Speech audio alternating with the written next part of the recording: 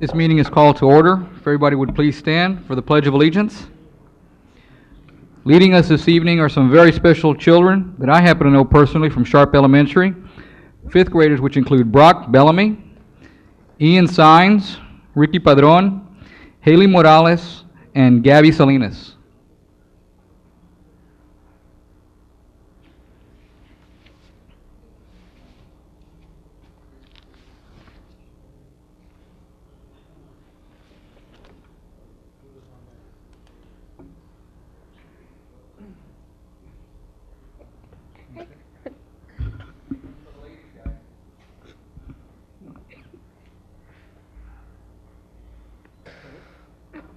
Do it loud, Ian.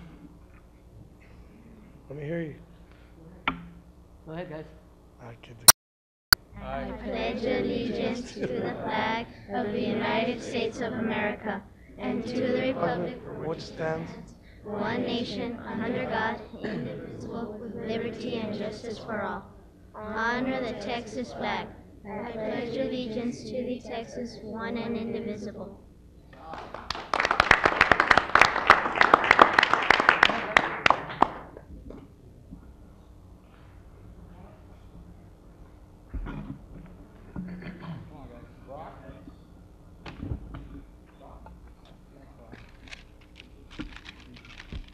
Guys, hey, congratulations.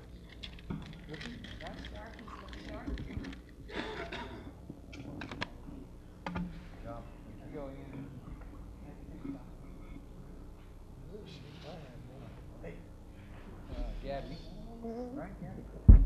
Nice to meet you. Thank you so much for being here.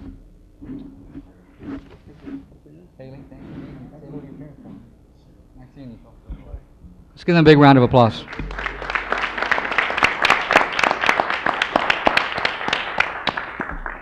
Leading us in the invocation this evening is Pastor John Phillips from Central Christian Church. Let us pray. Our Heavenly Father, we love you and thank you that you give us privileges like this today, that we are able to meet and to help give directions to cities. And Lord, we're here to be people changers, and I pray through the decisions tonight that are made, that these decisions will be made with wisdom and knowledge and discernment.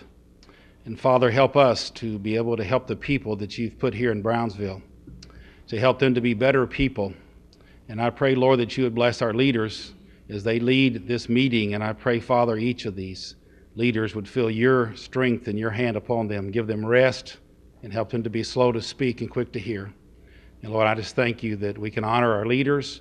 We ask your protection upon them. In your Son's name we pray. Amen. Amen. Thank you for those kind words, Pastor.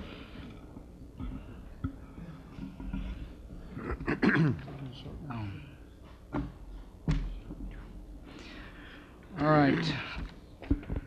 Item number 1, proclamation, Commissioner Longoria. Thank you, sir. Chief Pettis and the Chiefs.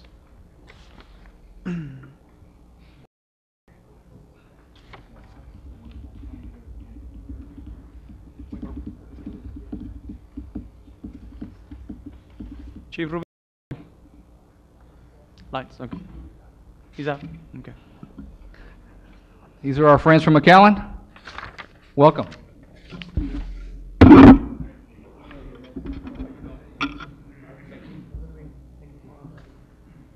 Here he is.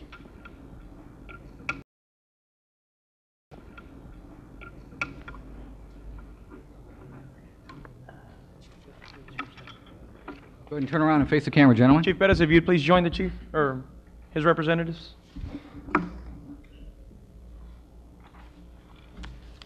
Before I read the proclamation, would you please express these sentiments to your chief, and thanks for, I'm sure that, you know, between Chief Pettis and Chief Rubio, this is something that wasn't expected, and I think it's the start of something, a lot of good things to come in the future.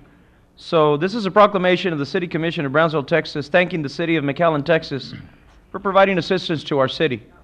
Whereas the ability of two communities, such as the City of Brownsville and the City of McAllen, to work together is an important factor to the future of both cities. And whereas the City of McAllen, through its City Manager, Mike Pettis, and Fire Chief, Rogelio Rubio, assisted the City of Brownsville at a critical time by providing an airport rescue firefighting vehicle to the Brownsville South Padre Island International Airport. And whereas the City of Brownsville wishes to express its sincere thanks for this true act of community-to-community assistance. Now therefore, we, the members of the City Commission of the City of Brownsville, Texas, by virtue of the authority vested by the Charter of said city, do hereby recognize and thank the City of McAllen, Texas, for its help and assistance in providing an airport rescue firefighting vehicle, and pledge that the City of Brownsville will provide similar assistance as the need and occasion arises, and further pray that this will serve as the first step leading to other acts of mutual assistance in the future. And this is done the 6th day of March, 2007. Signed, Eddie Trevino Jr., Mayor, and the rest of the City Commission. Gentlemen, thank you for being here.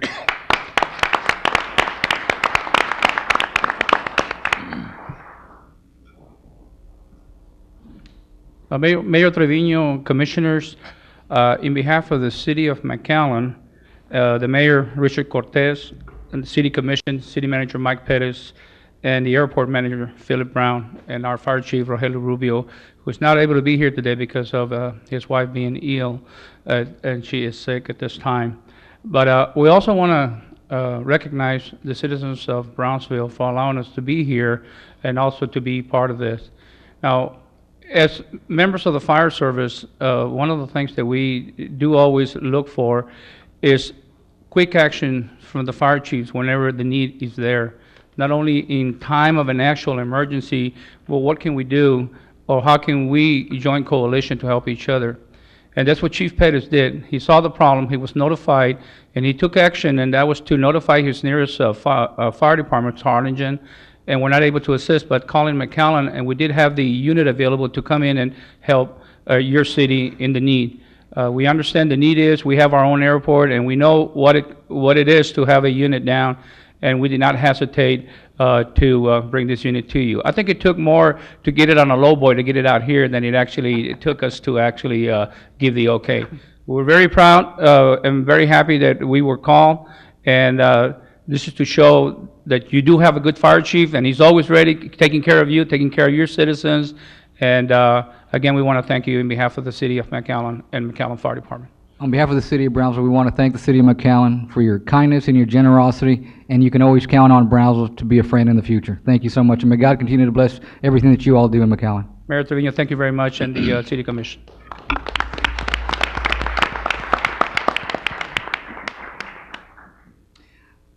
Mr. Cavler, Employee of the Month.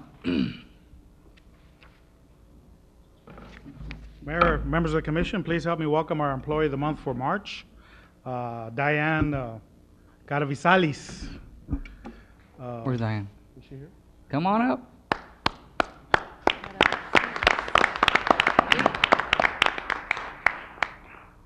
Diane is employed with our health department, and she's been there for 4 years, and she is one of our inspectors of our restaurants and food establishments in the city. She's well certified and well versed in this field. She makes it a habit of always being available to us, even on our days off. She comes in and helps us out with these delicate issues of inspecting food establishments and assuring that they are preparing their foods and other issues properly. Legend has it she's trained Ryan Wolf in his. Yeah, we knew it. We knew it. But no, she does train our people that are coming into this responsibilities and helps us with that as well. And she's well certified, has met all the standards for her field of responsibility, and we are glad to have her and welcome her to our Employee of the Month for March. And of course, she's eligible for the Employee of the Year at our December banquet. And of course, she gets the plaque in recognition. She already has a cap, but we're going to give her another one. And the employee pin. And Josh promises to take her to a clean restaurant for lunch. Good.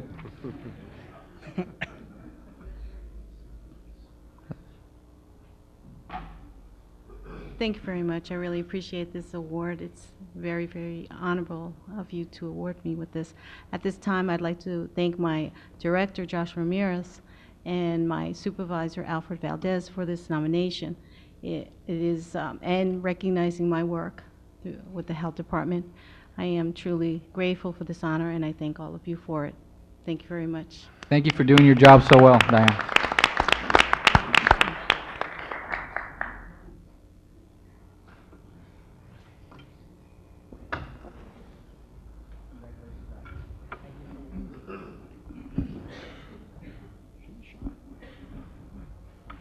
Congratulations. What's the pronunciation, Diane? Karavasilis? Item 3. Item 3, consent agenda items Move to A through approve. F. A motion approved by Commissioner Camarillo, seconded by Commissioner Nettles. All in favor? Aye. All opposed, motion carries. Item 4. Item 4, consideration and action to appoint or reappoint 3 members to the Brownsville Housing Authority. Okay, at this time, I'm going to move to appoint Ruben Herrera, Javier Reina, and Santa del Ángel to the Brownsville Housing Authority Board of Directors. Second. Second by Commissioner Longoria. All in favor? Aye. All opposed, motion carries. Thank you. Item 5. Item 5, public hearing and action on first reading of ordinance number 2007-1387-A to amend the Code of Ordinances, Chapter 338, Telecommunications, Article 2, Tower Regulations, and dealing with related matters. Good evening, Honorable Mayor, members of the City Commission. Tonight, ordinance number 2007-387-A, wireless communication towers. I will be talking on the most important amendments. After 6 weeks, having meetings with different wireless companies, conference calls, and calling 6 different municipalities, ours is no different. Were there any drops? Sir? Were there any drop calls? No, sir.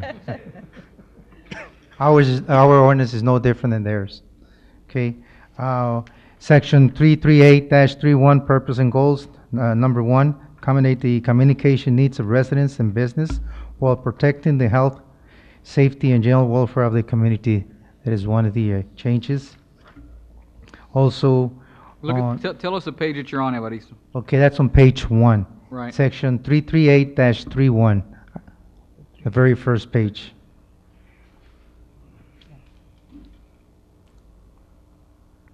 Okay. All right. The next section will be section 2 and 338-32 definitions, but it's on actually it's on page 3, the stealth. I do have a picture on that. A stealth means a WCF that is screened, disguised, concealed, or otherwise camouflaged as natural structure or part of a structure that is the WCF is not easily recognizable from other natural structures as a WCF. You can go ahead and have this poles with a flag or without pole. Examples here in town, it's one of them is, or 2 of them is located, one of them is located right next door to the DPS on Paredes Line Road, and the other one is just a little bit north of it, of that. We also have one on the southmost area next door to the public library, and that one has no flag at all. So that's an example, samples right there.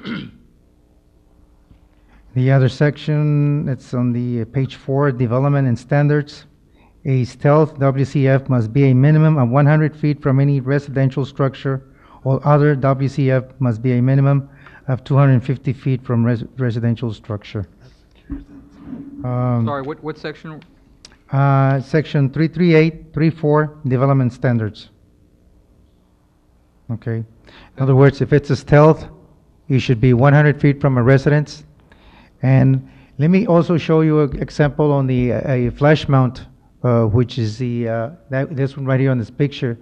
The antennas are close together to the tower, and we have one located on the Kings Highway, just a little between PUB and Boca Chica Boulevard on Kings Highway. That one, that we have a sample of that one right there. Another example that we have is the third model, which will be the next picture, is the standard models, which are right behind City Plaza. And this one in particular, this is a monopole, standard monopole with 4 co-locations right there. This one is located on the corner of Lincoln Street and McDavid. How high is that? What's the height? I believe this one is, to have 4 co-location, 135 feet, if I'm not mistaken. Is that standard? 135 is the Correct, standard? correct. That's the maximum that, that the city calls for, a city ordinance calls for. Okay. Next section, which is letter C on the same page, WCF height including antenna array shall not exceed 135 feet, like I just mentioned right now. The height restriction shall not apply to either temporary or permanent WCF erected under contract or public agency used for police, fire, EMS, 911, other similar government communications for the city, which is this one right here. This one is, I believe, is 135 with its 4 or maximum co-locations on the tower, which is designed by an engineer. But you're saying that under this one, if it were above 135 feet, if it fits one of these requirements under the city or the police, fire, EMS, that it could exceed the 135? Correct. And why is that? For 911 emergencies, that their frequencies, I guess, I'm not, you know. No, I understand why. I mean, why would it need to exceed 135 feet? If we're telling everybody else you can only put one up to 135 feet. The only thing is their communication, I guess, their frequencies. You know, I'm not an engineer. I mean, that's my purpose of my would be that, you know, that it has to be higher in order to get their ready waves. But it's the reason I ask you this, Evaristo, because it was brought to my attention that we've got one that's above 135 feet, or That's on planning the. on it. Okay. And it's not at the police department. It was. Is that right? Correct. Well, how did that work? That one was. I guess we don't have this in place yet, so that's okay. It's not, well, no, it's not in place right now. It hasn't been erected yet. Grandfathered or something? Okay. 135 will allow all the It's the maximum. competing, like Singular, Sprint. will all Correct. Any fit on company that comes into town, any company will be 135 maximum feet. Most companies that we have talked to, that's the, they have agreed that 135 is an ideal height How many for their other- co-locations. Anytime you have co-locations, you come down anywhere between 10 to 20 feet, depending on their design, engineer design. What's the maximum number that you put on a pole? Do you know? Co-location, the maximum? Yeah. That's, As many as they can put on there? well, I think the most you can put, according to their design, is 4. But you know, we're saying the 3 or 4. You cannot, according to their design, you cannot put more than that. Because the lower you go, the less their waves or their frequency will not work.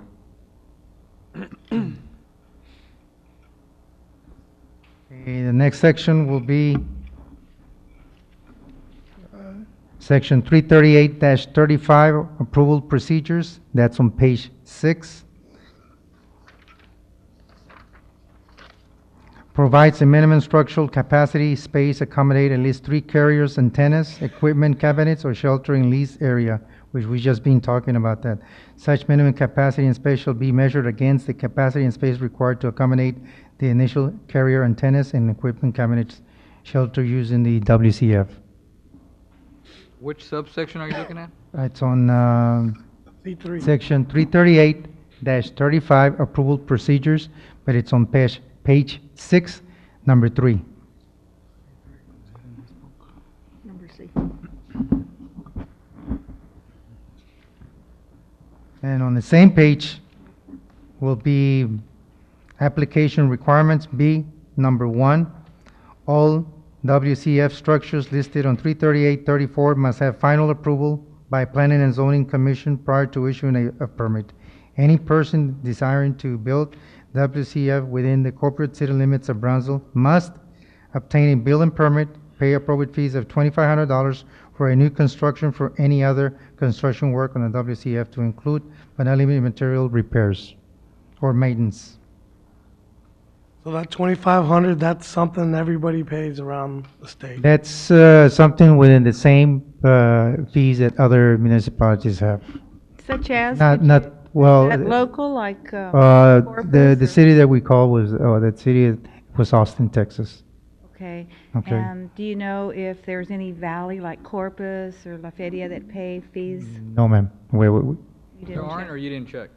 The cities, the municipalities that we checked was San Antonio, Houston, Dallas, Austin, Corpus Christi, and Laredo. Does any And other, And do they have fees? well, does any other city in the valley have a tower ordinance? yes, sir, they do have tower ordinance, they do. And But it's, the fees in the valley, they don't have that. they don't charge at all, or there's just No, a no, lot they don't less? have this particular fee right here. They do charge for the permit fees. How much? Well, a Uh, permit fee is, wait a minute, is this a permit fee, or is this a application fee? Application fee, that's what it says. Well, it says it says obtain a building permit, well, the building permit comes at the end, right? Correct. And it says pay appropriate fees of $2,500 for new construction or for any other Appropriate fee. construction. What is that fee for? This is an application fee? Correct. Well, it probably should say that. Now, okay, all right. Mr. Okay. Gomez, last time this was brought to before the commission, the fee was 5,000. So what made y'all decide to go lower? Well, to compare it to be with other municipalities, that's why it was brought down.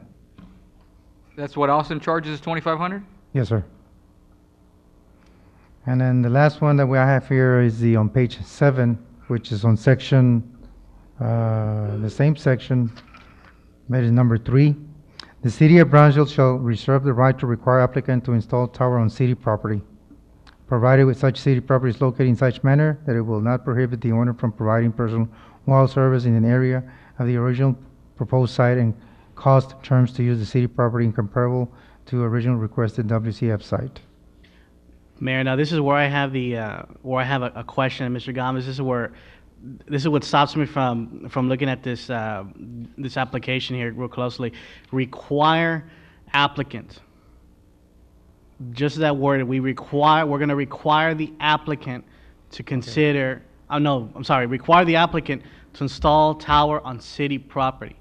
Why require? Why Okay, can't we say, well, consider, allow them to consider? The word, the word I came up with was allow.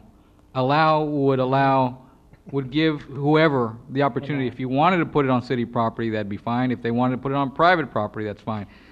This is a bit, for lack of a better term, heavy-handed. Right. Because while I would love to see towers being put on city property, I don't think it's right or even fair for us to mandate that the only place you can put a tower is on city property, and that's what this calls for. Did you put this in here, Jim, or? If I may, we actually had help from Clarence West, who's one of the foremost authorities in the state on this type of wireless communication facility ordinances. He was the city attorney for Houston for some time. His rationale, I did know that it was in there. Does Houston have a tower? They don't, do they have an? Yes, they do. Okay. He's no longer the city They don't have zoning in Houston, though. No. In any event, his rationale for including that provision was that it actually could work to protect the developers from having inflated leases and so forth, that if the city has land available, and then the city would actually have more control over the leasing arrangement. But that's just a policy argument. That's not to be considered. Well, again, Jim, who are we to say a company comes in, I want you to build on our property, or I want you to build here? Who are we? And that's I the want question. you to build, that's okay. Right. You have to build may is build. different. To demand them, it's not, we shouldn't do that. We have a legal ability to do that, but it may not be a policy this commission wants to adopt. Understood. I don't, as much as I think it would be good for the city, I don't think that that's fair. I guess we could change it to may. May allow. No, it says, Allow them. shall reserve the right to allow. We'll change it. And the city could make some incentives so that, they would want to build on city Correct. first. We can't prevent them from, if the city doesn't have a place that's in the area they need in order to broadcast a sufficient area, then the city would not be allowed to require them to use a city property. Well, if the city doesn't have something that would work, then they could go into the private sector, but. So we should leave it up to Sprint or Singular. Exactly, whoever. And then we You can. want to go with the city, go with the city. You want to go Need, no? private sector, go private sector. As long as they meet the standard of the rest of the ordinance. Correct. Yeah. I would We shouldn't change be the word to requiring allow. anyone. if that's gonna, I think the word there should be allow. That does not mandate. We'll go ahead and change it if that's, go. the idea, if we have city property available in the location where the antenna is gonna be placed, and it's viable, it's a viable location, by all means, we would like the antenna there. If it's not, then they can put it, if there's viable location for somebody else. It's gonna be tough to But find. it should be a level playing field. So that's fine, we can put allow, as long as we get the ordinance passed. The concern is to not have these antennas in people's backyards. That's correct. Also, you have a list, I provided you a list. There's 55 towers in the city of Brownsville, inside the city limits. It says the applicant, the address, the zoning, the height, and the property owner. I think you all have I didn't this, see right? that one. We didn't get that. Mr. Gomez, how many of those, if you have it available, how many of those are within the residential zone? Do you have that information available? If you don't, that's not a problem. I need to count them. The information is here. Okay, but I need to go, and Germán will go ahead and pass the list. I don't know if you have it there or not.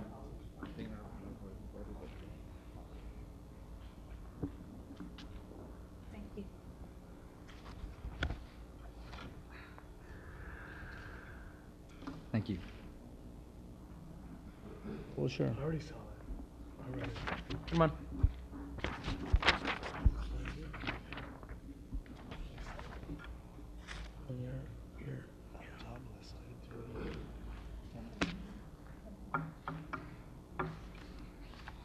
Already saw it? All right, I'm gonna get it.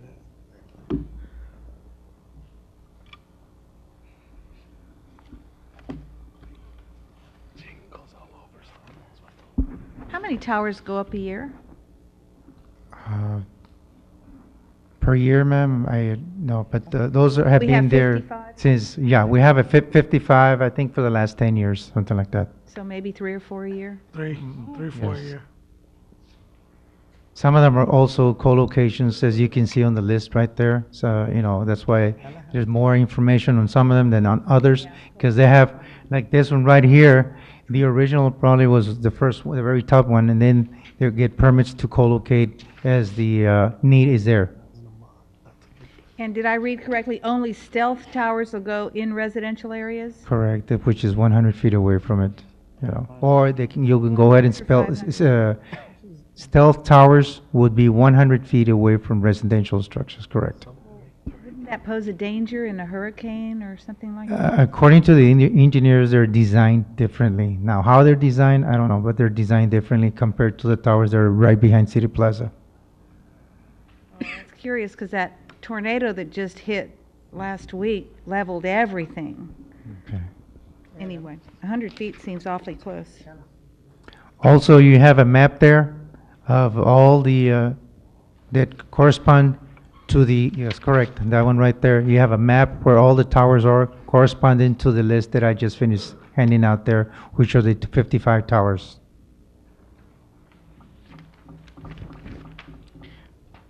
Mr. Gomez, could you point out to the area or on the draft here, on the resolution, the area that discusses that if a tower is going to move in or take up a space at the city, there's some language in this document I can't find. I'm trying to find it. I don't know if it is or not, but where the city would then call the other providers and say, so-and-so is moving in to this area. Is that language in this resolution? It's in number 33836. I had that as the next issue. I don't know if you were going to bring that up or not. Section what? 338-36. I cannot find this thing.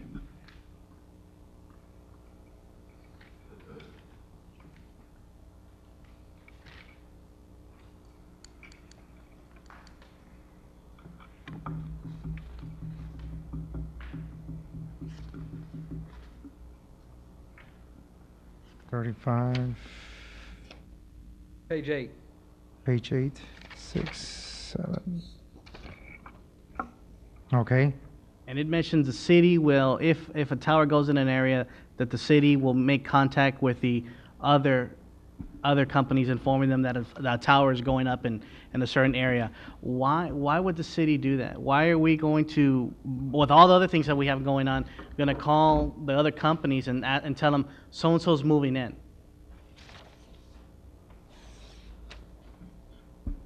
Commissioner, I'm sorry. I think that the idea was in an effort to co-locate, so that we don't have to, hopefully we would not have to. That's to promote the idea of having the antennas all placed in one, so they won't have to be building more and more of these stealth. So then why wouldn't the discussion be with the companies themselves? I would think that they would They call. already know where it is. Exactly. They would call each other and say, you know what, I think they would know what they're doing and say, call so-and-so, call Verizon, call Sprint. I'm building a tower in this location. You want to co-locate with me? Yes or no? Because why would we be doing all that of the work? cellular companies can lease space from the stealth. Okay. What I'm saying is, why would the Whether city be it's doing it? Sprint or, No, correct, Charlie. But my question is, why does the city have to initiate the call? I mean, why are we doing that service? Why not let the companies do that themselves? Why would the city be wanting to notify other registered wireless communication of new applications to promote co-location? I understand why you'd want to do it. Why does the city do it? In other words, and correct me if I'm wrong, I know Mr. McNair is here, and I understand that you spoke at the last meeting, and I certainly don't want to have another hour discussion on this, but my understanding is that the way these towers are built is you put them where there's a demand. Is that correct? Where the need is warranted. Wherever there's a need. If you've got a population where there is a lot of cellular phones or activities, that's where, and if there's not enough towers in the area, that's where a company says we need to put another one there. Is that how is that how it works? Correct. Telephones call towers, towers don't call telephones. Okay, that makes sense. And if you already have a tower at location X, but it only has, for example, one provider, whoever it may be, Sprint or Singular or whoever, those other companies, I would think, if there's a demand because the phone calls are being made, are going to go to that already established tower and say, hey, we'll co-locate with you. Because is that part of the business? Is that standard operating procedure in the business where even though you're Sprint, you co-locate on a Singular tower or whatever the case might be? Is that unusual? no, it's not. Okay. I just don't understand why is the city going to call somebody and say, hey, by the way, they're going to build another one? So they can coexist, so they don't submit paperwork to build another antenna. But that's the whole purpose of this. In other words, if that application fits, if it's allowed under the ordinance, and it's built here, well, we're not going to allow another one to be built in that area. That's right. If there's a need and that one gets built, right? Well, there's not going to be another one built because they can coexist and use. That's my the point. antenna. So, the need's been filled. And just an awareness to let them know that there's a stealth there, and they can include their antenna on it, and they'll probably lease from Sprint or whomever owns it. But again, we can take that out. I don't see the need That's a for it. stumbling block. We can take that sentence out. I don't see the need for it.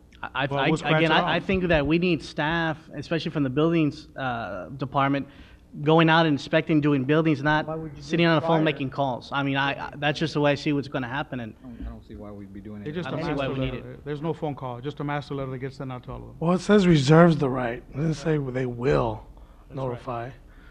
But I see your point exactly.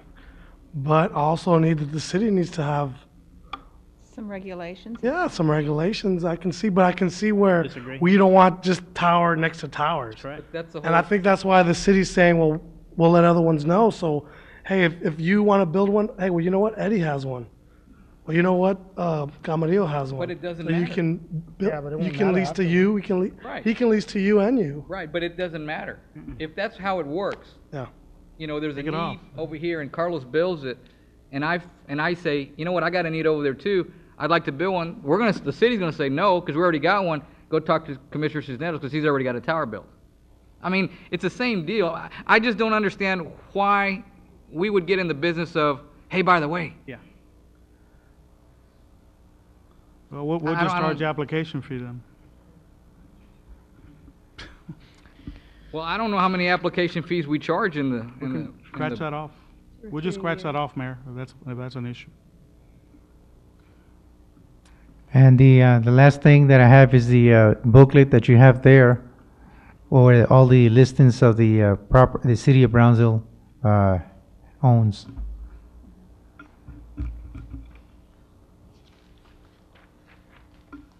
I believe there are about a little bit over 1,000 properties on that booklet. I'm sorry, what did you say, Evaristo? The booklet? The booklet or that I Oh, I'm just, sorry. Okay. the properties that the listings properties that the city of Brownsville owns. You know, they're a little bit over, I think, or 1,000 piece of properties. Oh, yeah. This is good to have.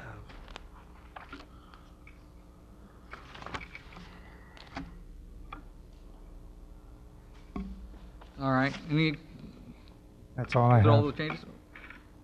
This is a public hearing.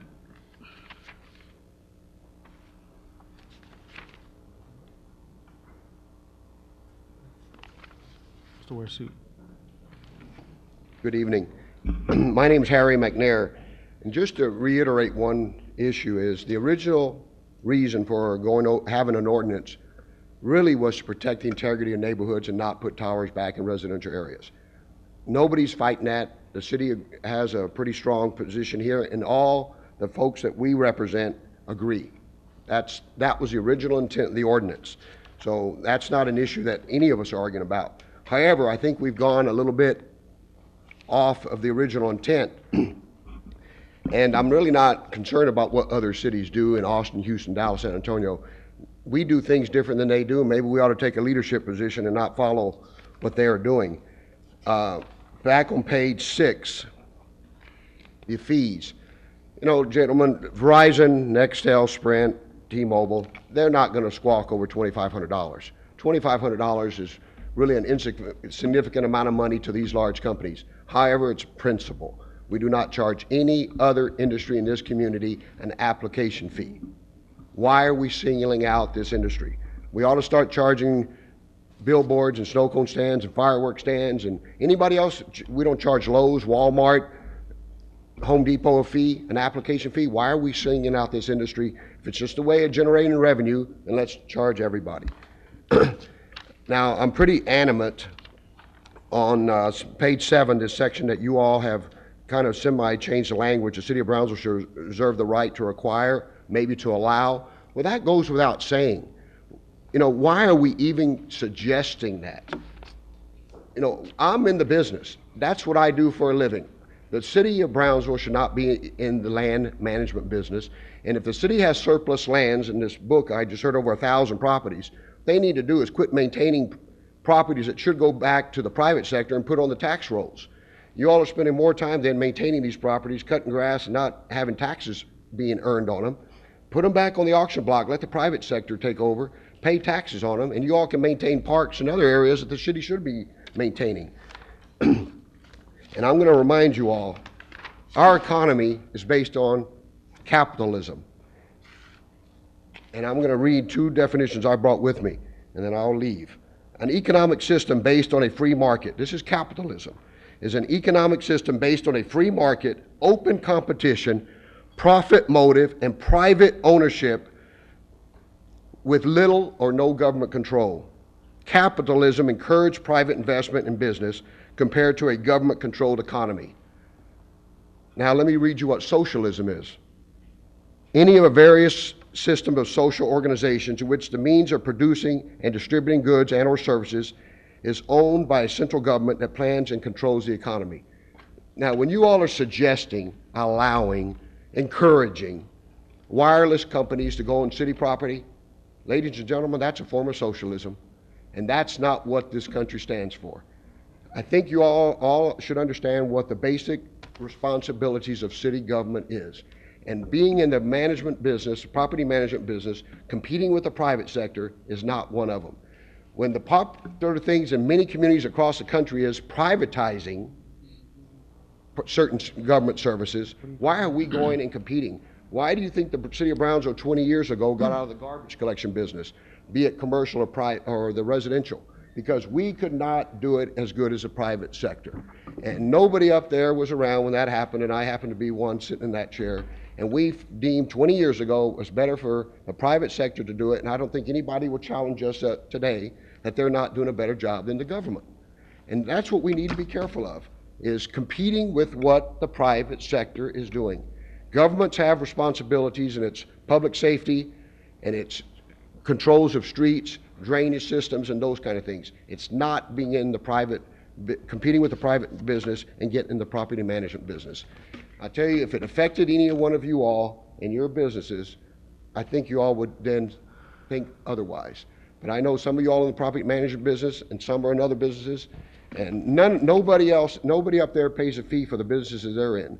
And why we're singling out this industry is beyond me. Commissioner Arroyo, you brought up the tornado.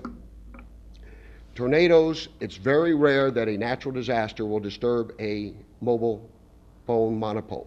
There's no wind resistance. In fact, they have been it's been in Hurricane Katrina, one pole went down, and that was from erosion of the foundation.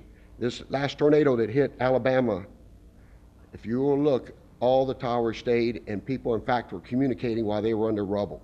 So that's not an issue. There's no wind resistance, as there would be on billboards and those kind of things that have a stick up in there with some kind of large platform. But anyway, please consider staying out of the private sector's business. The United States economy is based on capitalism, not socialism, and I think Brownsville, Texas needs to follow what the rest of the country is doing. Thank you all. Mr. McNair, how long you been in the telecommunication business? I'm not in the business. I've been working with them for as a subcontractor. 1997. Since 1997 as a subcontractor to Sprint. No, sir. I'm in the land management business. I own property that they locate facilities on. That's what I do. All residential? No. The towers at your company, McNair and Company, and the ones that you share with Nextel/McNair, with the exception of maybe your business on Fronton, the one on Burton, and the one on OPI, all the others are on residential properties, correct? That's not correct. There are towers in residential areas, yes. Back in 1997, we didn't know what this was. Nobody argued about it. It was done. There's no doubt. But I can't go and correct something that was done in 1997. From, I guess, maybe 2000 on, nobody's put a tower in a residential area. Nobody. We agree with you, Commissioner Longoria. We're not going to put them there anymore. But we can't live in the past. We're now, with this ordinance, correcting that, and they will not go into any zoned residential area, period. We agree with you 100%.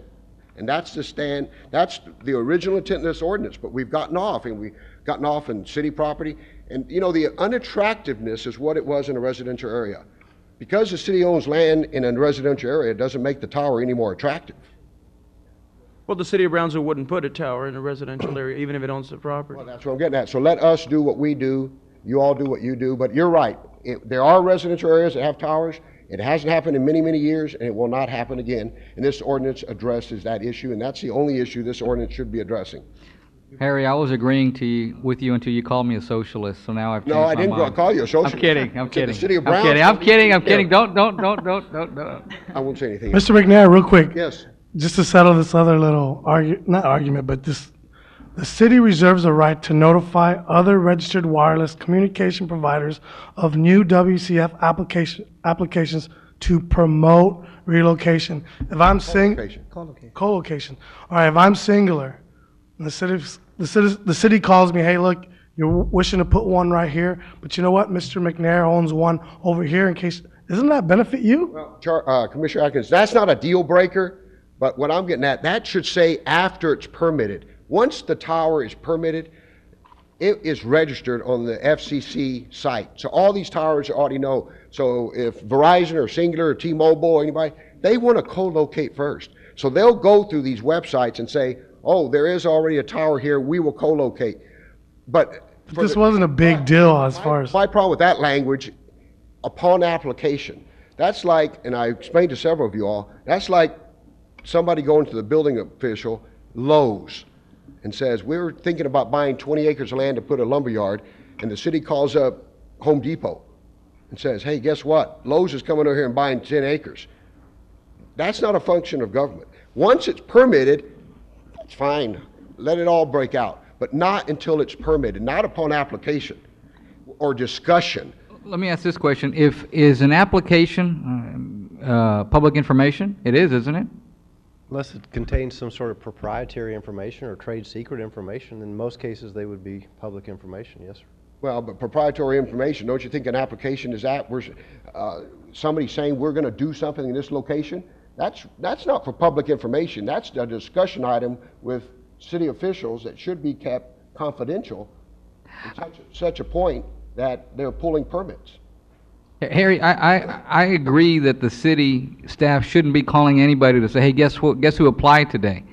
But I don't know if you can keep Sprint from going in and saying, have there been any applications made? Well, you can say a that's building public permit. information. No, but that's what I'm saying. If we do away with the application fee, then there's no application. Part of the application, Right? part of the application fee is to publicize it and put it on the, as part of the P and Z. That's part of the fee. See, That Mayor, but if you application. don't, if you have an Somebody application. has to pay for that. I guess he wants us to pay for that. For the advertising? Part of the application fee is for and the public announcement? P and Z review, put it in the media. But you're not put it in the- disputing the 2,500, right? I'm not going to make That's it a not deal a breaker big- because it's a, you know what, there's. You're arguing over principle. Yeah, that's all. It's a nuisance fee. That's what it is. It's a nuisance fee. It's there to be a nuisance and get a little revenue. You know, really look at it. You all asked the question, how many towers a year? 4 or 5 towers. $2,500, $10,000, $12,000. In the scheme of things to you all, that's nothing. I mean, really think about it. $12,000 to you all is such a small dollar amount on a $100 million budget. So it's kind of a nuisance fee. We'll pay it. That's not an issue. Okay. But, and let's be fair to the other industries too. Come on, guys. Yeah, we got you. Okay. Any other questions for me? No. Thank you very much. All right. Anybody else? Go ahead, step forward, gentlemen.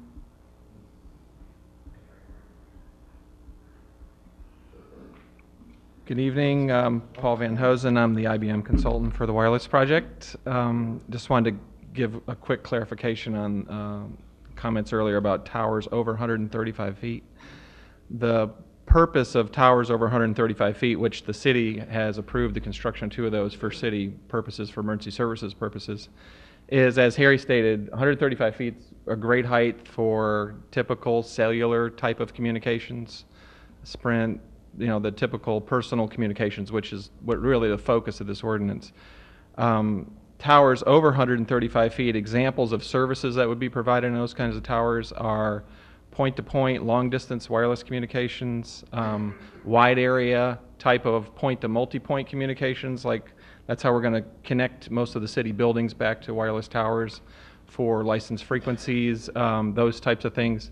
Television stations, FM antennas, those types of things are over 135 feet for propagation purposes. You need to get the distance. Those are the examples of why you'd have a tower over 135 feet. The other thing I wanted to get some clarification on is a tower in a hurricane, a monopole in a hurricane, or any type of tower in a hurricane, all bets are off. You're talking a winds in excess of 200 miles an hour. Nobody's building structures to withstand winds in excess of 200 miles an hour.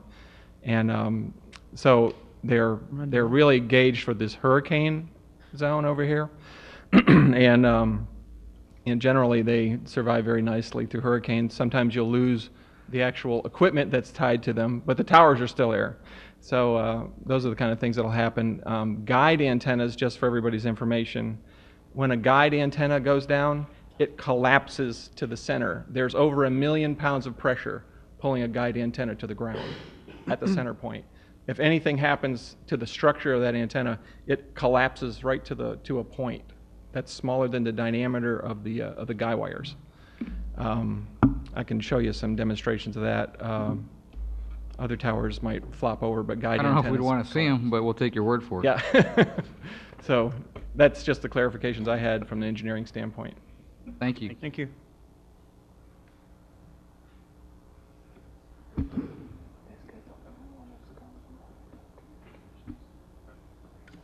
Mayor Trevino, Commissioners, my name is Vince Hebinger, representing Verizon Wireless. First, Sorry, what was your last name, sir? Hebinger, Huebinger. Thank you for hearing me tonight. I want to thank staff for working with us the last few weeks. We've been bouncing a lot of ideas off them. Some of them have made the ordinance, some of them not. At this particular time, I want to tell you that co-locations are the carrier number one priority. And they know where the towers are. They know where each other's towers are. If at all possibility, they would rather go through that than the uncertainty of trying to get a new tower approved in Brownsville. I want to go through real quickly some of the things that we think need to be changed for our support on this ordinance. On the definitions, page 3, section 338-32, the definition of residence includes multifamily. We just installed a tower in a multifamily apartment complex last month. The term ownership of single family, we can understand the setbacks of that, but a multifamily apartment, be it 5 or 150, is more like a commercial application. Our studies show that they tend to not really care about the location of that. They actually want better coverage in an apartment complex. And so with the stringent requirements of the setbacks that Mr. Gomez has put in this ordinance, we feel that you should exclude multifamily from that residential definition.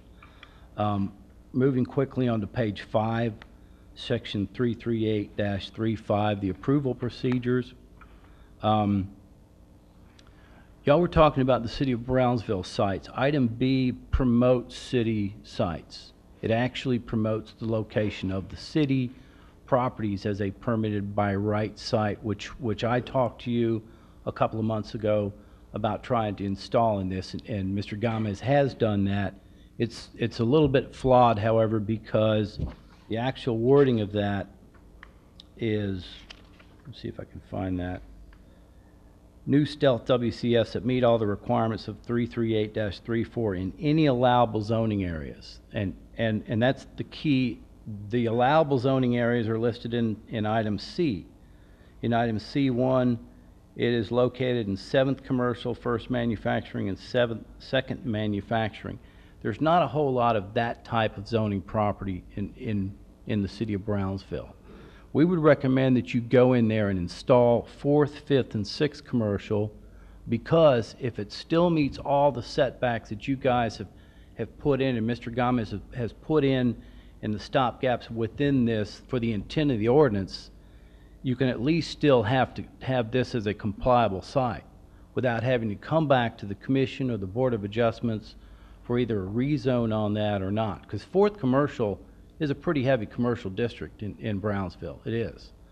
And there's, if it meets that 250-foot setback or 150 or 125 on the stealth, that's still a 500-foot radius that it would have to comply with on a residential deal. So please consider that within the City of Brownsville site, because that still needs to be installed and that section needs to be changed to allow us as a carrier to get on the City of Brownsville site as well. Real quickly, y'all talked about the fees a little bit. The fees generally are not this high. They are some in Austin, like Mr. Gomez said. They're more of a review, retainer style of fee. Mr. McNair called it a nuisance fee. It's something we would pay just to instill the surety of getting a site and to get our carriers and customers online. But it's a little bit high for standards. Just want to bring that up. And as the commissioners have been talking about tonight, we strongly agree with some of your voices on page 7, section 3. The City of Brownsville reserves the right to require. We think that needs to go away. And the reason we do is because if you turn back to the item we talked about on page 5, 338-35, the promote city sites by right, that kind of effectively takes care of that as well. The carriers want to be a little bit more sure of themselves walking into this room to see if they can have a site. And with that overlying message in there, they're not sure whether you gentlemen and ladies would say, okay, wait a second, what about that fire station over there? So I think private, public can work out a deal, but we're strongly suggesting that you just take out that word, or, as Commissioner said, make it to say allow. Make it to say allow. I think that's about it. If you have any questions from us, from me personally. Let me ask you real quick, and Evaristo, you mentioned one right now, and I didn't catch it. On page 5, subsection B under 33835, new stealth WCFs that meet the requirements in any allowable zoning area? That needs to be clarified. What does that mean? Or, Evaristo? That meet all the requirements in any allowable or either stealth or on monopoles which are otherwise authorized to be constructed on City of Brownsville. What does that mean? That's on section 338. 33835, subsection B, 1B. A1B. New stealth WCFs that There meet you all go. the requirements, 33834, Yeah, what does that mean? to be constructed on city property. That meet all requirements? The building should prove- What, Listen.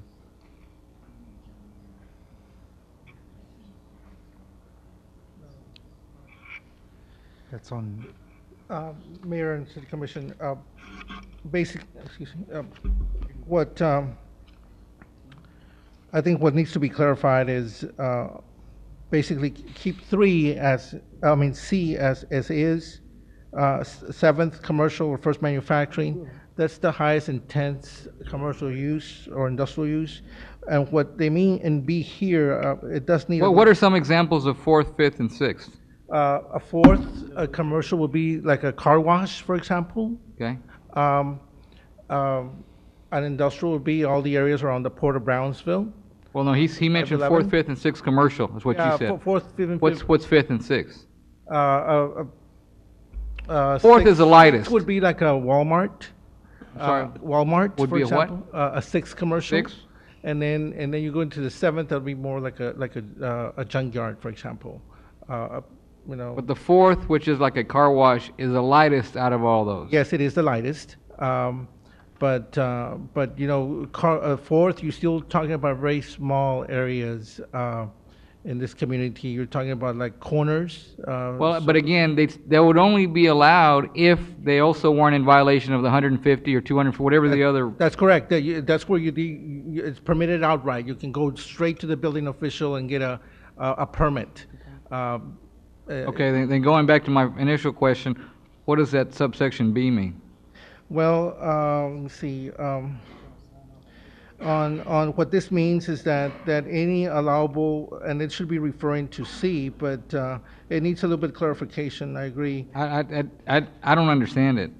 It's saying any monopole or stealth tower that meets the seventh or industrial or seventh or first manufacturing will be permitted outright. Basically, that's what it's saying.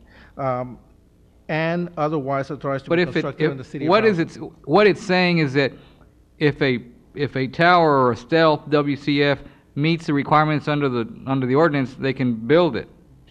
Right, but it needs to be referred to C or be combined. But yeah, you can. I don't. It's a lot of change. What it's saying is that if you meet the requirements, you can build it, right? Right. Well, But- we already know that if it meets the requirements, they can build it. Yes, but here then it adds authorized to be constructed on city property. I think it's Which are referring otherwise to- authorized. Yeah. I don't- It needs a little bit of work, and I can help Mr. Well, I think- Thomas on that. But I do implore you, Commissioner and Mayor, to maybe keep the seventh and first manufacturing, second manufacturing, and also what we discussed on the residential. I think the definition is very clear. It's talking about where people live, where they have a kitchen, where they have sleeping quarters. I got the understanding from the gentleman that people who live in apartments really don't care. I think they do care. And that's why this ordinance is trying to protect those neighborhoods. Even though they may be living in a multifamily complex, that is technically a neighborhood. The B means even if the city owns the property, has to meet the zoning requirement. That's what it means. But that's like saying you need to follow the law in order to comply with the law. Well, obviously, Needs a little change. I think it's redundant and it shouldn't even be in there. If it's saying that everybody's got to be in compliance, well, yeah. And the same thing goes whether it's on private property or on city property. It's got to be in compliance with the ordinance. So, I mean. And I think the commission did have very good comments, but I think in essence, this ordinance with the way it's put together with the modifications that were discussed, I think it should be approved, or we can come back with some changes. But also to stress the fact that it was your direction, that you wanted more of the public informed and more administrative review, and it costs money. I mean, we see the bills every week because of our zoning cases and subdivisions. We're gonna have to publish this, we're gonna have to notify people, and we're gonna take it the Planning and Zoning Commission route.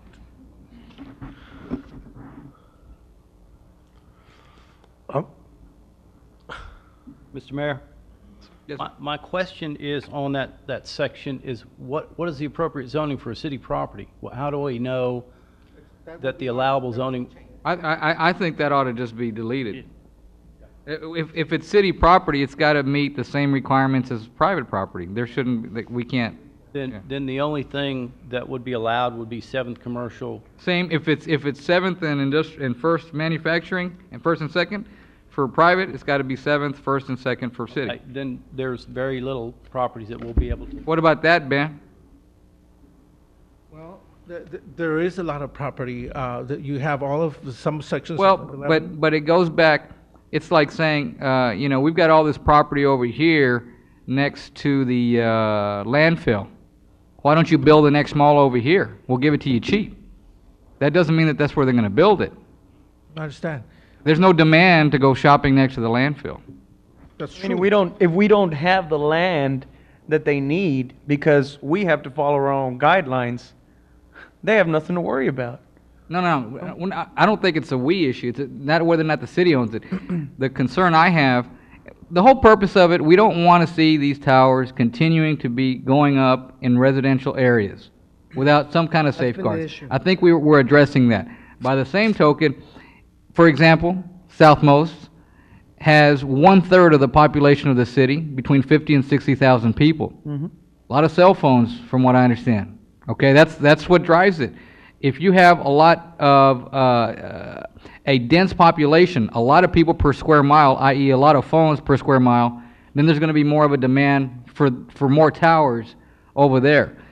Does it become a function that we say, you know what, we're not going to allow towers to be built in order to maximize or make more efficient cell phone use? Because that's what people are doing now, Rick. You and I know that. They're getting rid of landlines, and they're just buying their cell phones and utilizing it that way. Especially a lot of the families on fixed incomes. They don't want to afford a landline if they've got a cell phone.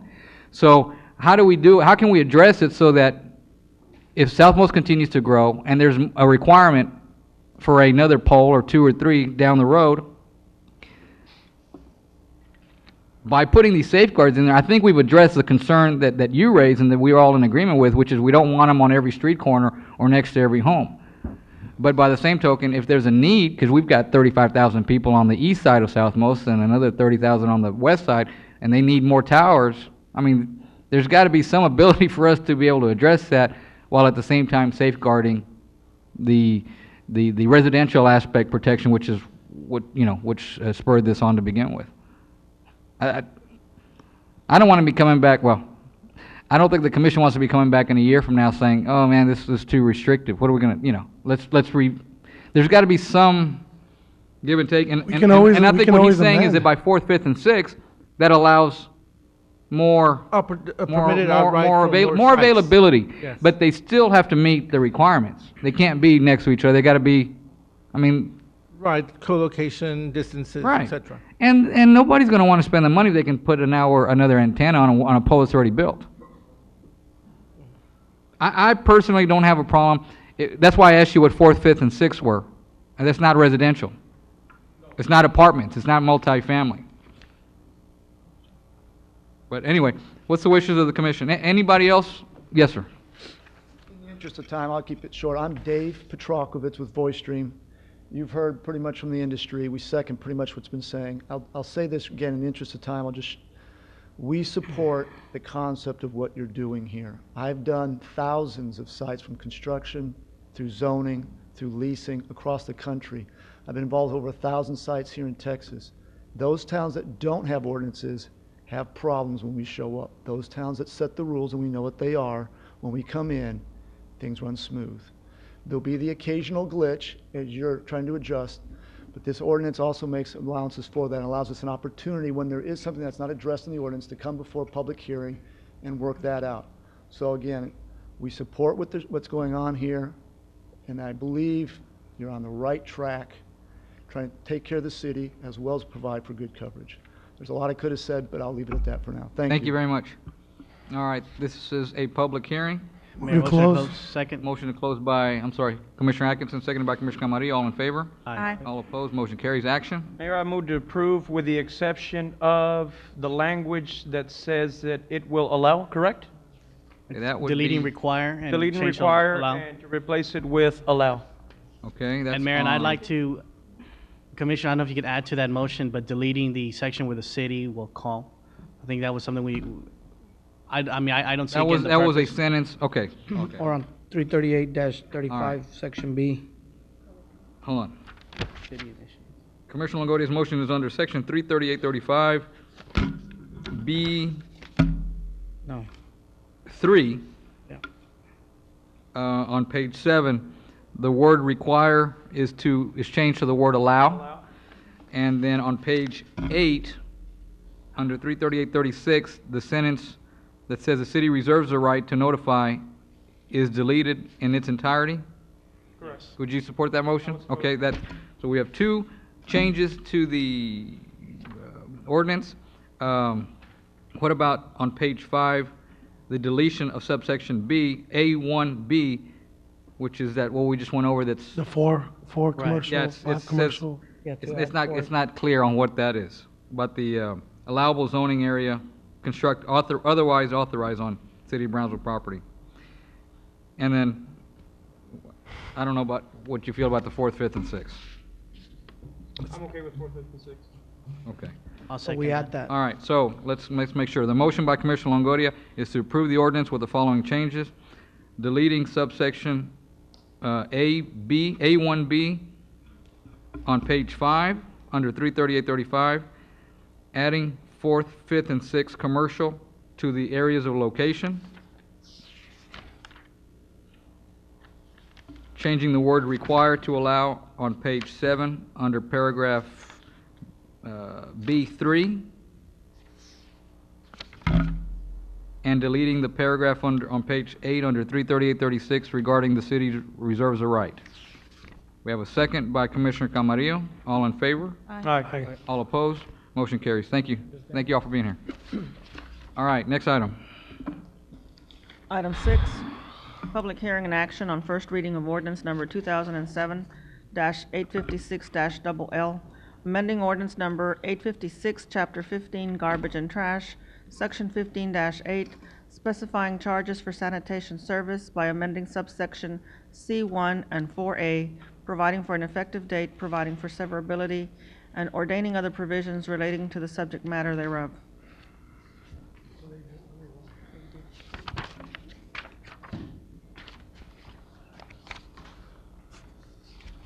Honorable Mayor, members of the City Commission, this is a public hearing.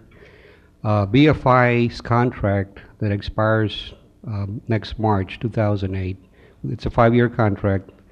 The contract allows us to increase the garbage fee based on the CPI, and this is what this is all about. So this public hearing. My understanding and recollection is that we have no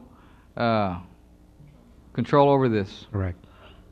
My suggestion would be that when the commission negotiates the contract next year, that there be some safeguards with regards to this, because we're at their beck and call with regards to this, and of course, guess who gets blamed? We go to bids on this, right, in a year? Yes. All right. Mr. Gonzalez, and the city does generate some income from Yes, this, the correct? schedule that I gave you right now, for instance, on the top of that schedule on page 1, it shows the current rates, the curbside rate, the 2 containers, and the back door. Right now, the current rate, monthly rate for curbside is $17.46. BFI's rate will go from $13 to $13.40. The city's part will go from $4.46 to $4.58. The total cent increase for both BFI and the city would be 52 cents. 40 cents for BFI, 12 cents for the city. So the city does generate, and it's approximately $58,000 annually that we would generate, which would definitely help our budget. Thank you. This is a public hearing. Motion to close? Motion to close by Commissioner Arroyo. Well, Second hold by on, Commissioner what Longoria. are we doing to, what's the language on it? What is it saying? That We don't have a motion yet. Okay, but Okay, all in favor?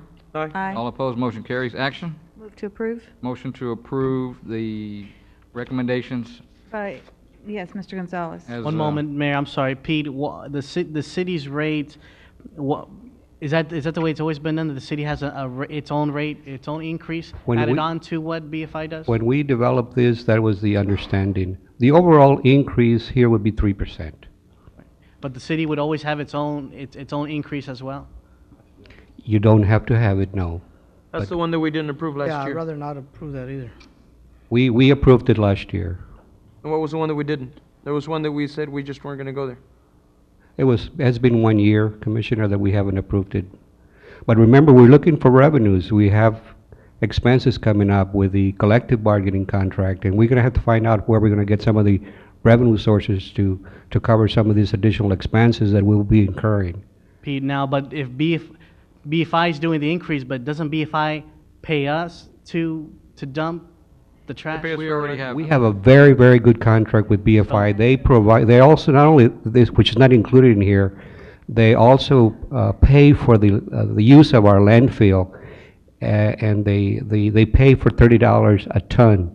So we generate quite a bit of revenues from this contract, and that obviously helps the city's budget. how long have we had BFI? How long has the city had, how long have we had them? I would say maybe 15, maybe 14 years. We've gone through the competitive Always been the process. lowest I don't bid, think or it's what? been that long for BFI. It's been 10 years, Mayor. 10 years. 10 plus 5, so. All right. This is, we've closed the Move public to hearing. This is an approve. action. Motion approved by Commissioner Arroyo. Second. Second by Commissioner Longoria. All in favor? Aye. Aye. All Nay. opposed? Nay. We have a tie. Mayor, I'd like to make the motion to If, adjust, can we amend this resolution? Instead of doing the whole, what do you call it, the city's, I guess the issue is the city's increase. I mean, is Make it, a good- motion, is there gonna be if we we, delete the we have city's no increase? option, On BFI. BFI. Right. Yeah, We but have on an the city option portion. Okay. on the city portion. Well, then- If you are having problems with the city portion, we're obligated to BFI as far as the CIP increase. Correct. And You can I say don't- no to the city's increase. Okay. Mr. Cavalier, what is your recommendation? My recommendation is that you vote to increase BFIs. Pete's recommendation is that we need funding for the city, and he's asking for 12 cents. If there's a problem, I would say, don't give the city the 12 cents, but we need to assure that BFI gets a percentage CIP increase. Let me ask you something. I want to motion, or can I motion right now? Sure, there's I'd like the to motion to table this until we figure out what exactly the increase is, how it's Well, going we- to affect the people. We just closed the public hearing. You So- don't need to bring it back. The fact is this, okay, Pete, can you work with it on the city's portion? You're saying 12%. Or 12 12 cents. cents. 12 cents, I'm sorry, 12 cents. Yeah. Can we work on that?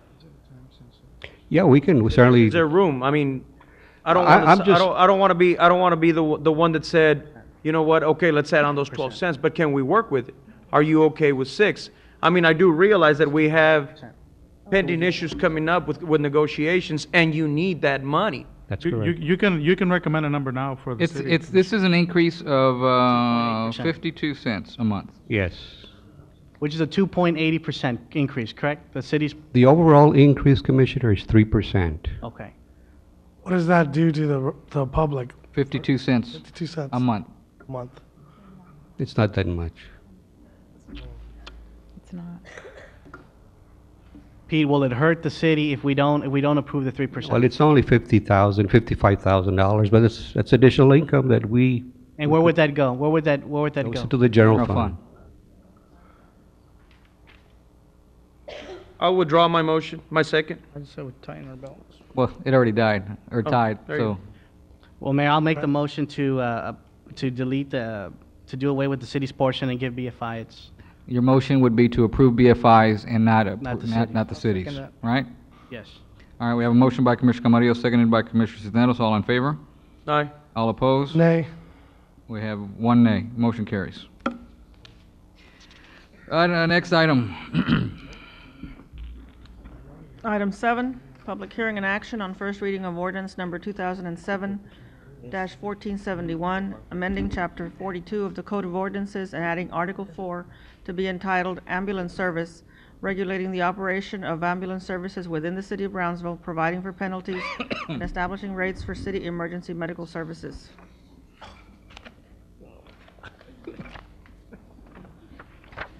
Ben, you want to speak for Josh? I don't mind. Thank you, Ben.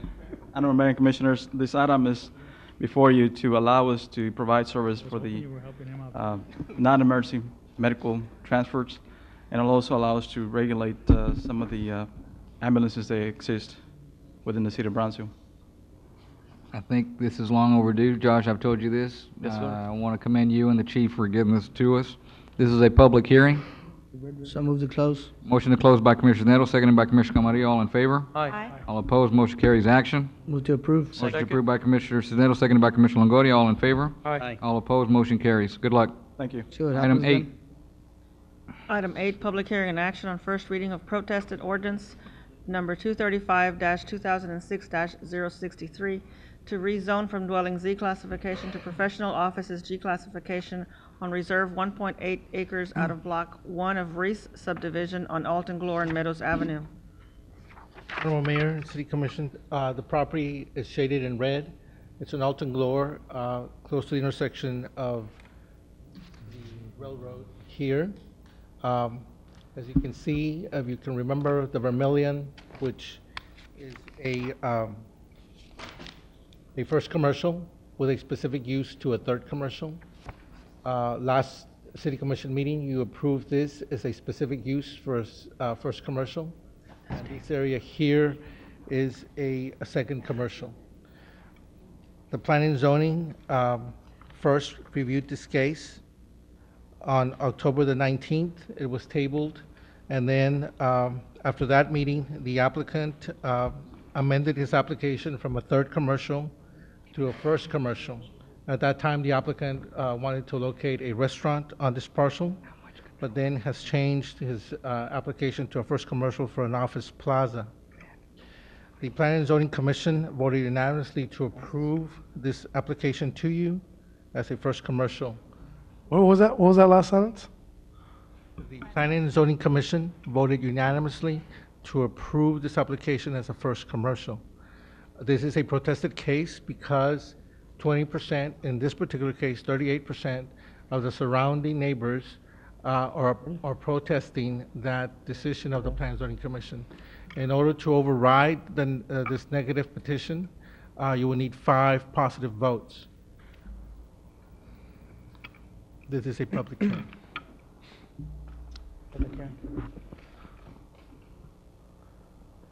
This is a public hearing. I'm the landowner, but Okay, hold, Ms. Garrido, why don't you step forward to the mic?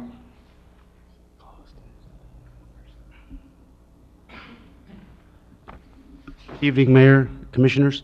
If it's okay with everybody, I would like anybody that's here to speak, to go so, and then I can address their concerns at the end. All right. Mr. Reese?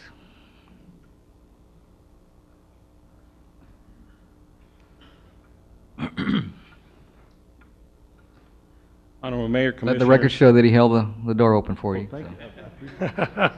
He's a gentleman. We're still friends. We're not enemies, and I don't think we're going to be.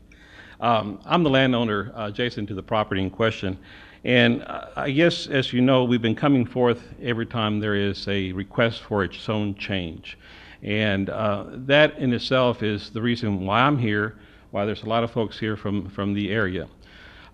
2 weeks ago, I was here commending the planning department, commending the city for allowing and permitting a special use classification on an adjacent property, which again we worked out with the commission, the planning and zoning and commission, and the gentleman that made the application in that particular case.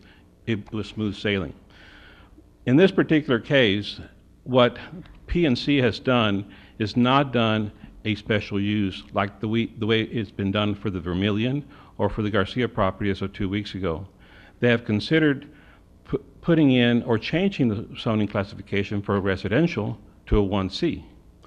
And that is my opposition. Let me give you some points of why, and I'm not going to stretch out in length what we need to talk about here. But anyway, the classification should remain as residential because of the surrounding area. It is a sensitive area, and because it is a sensitive area in this area, if a change needs to be made, my recommendation to you and to the PNC is to keep this as special use, not change it to a 1C. What that does, it provides the ability for the neighborhood, for the adjacent landowners that are protesting this, a sense of comfort of what needs to be done in this particular change. We're not opposed to commercial development in this area. You know, like contrary to earlier times, I think everybody was in opposition to commercial development. That's not the case anymore. We know that this area has to go commercial, but we need to have some sort of control in that justification. A specific use will allow us to see what the applicant wants to do with this land. Mr. Ruiz? Yes, sir. Ruiz? Ruiz, Roberto Ruiz. Mr. Ruiz, Yes, sir. the city of Brownsville and its planning and zoning department speaks to the gentleman that is building this project, and they oversee that he sticks to what he's building. I still have a very big concern, as I have in the past, when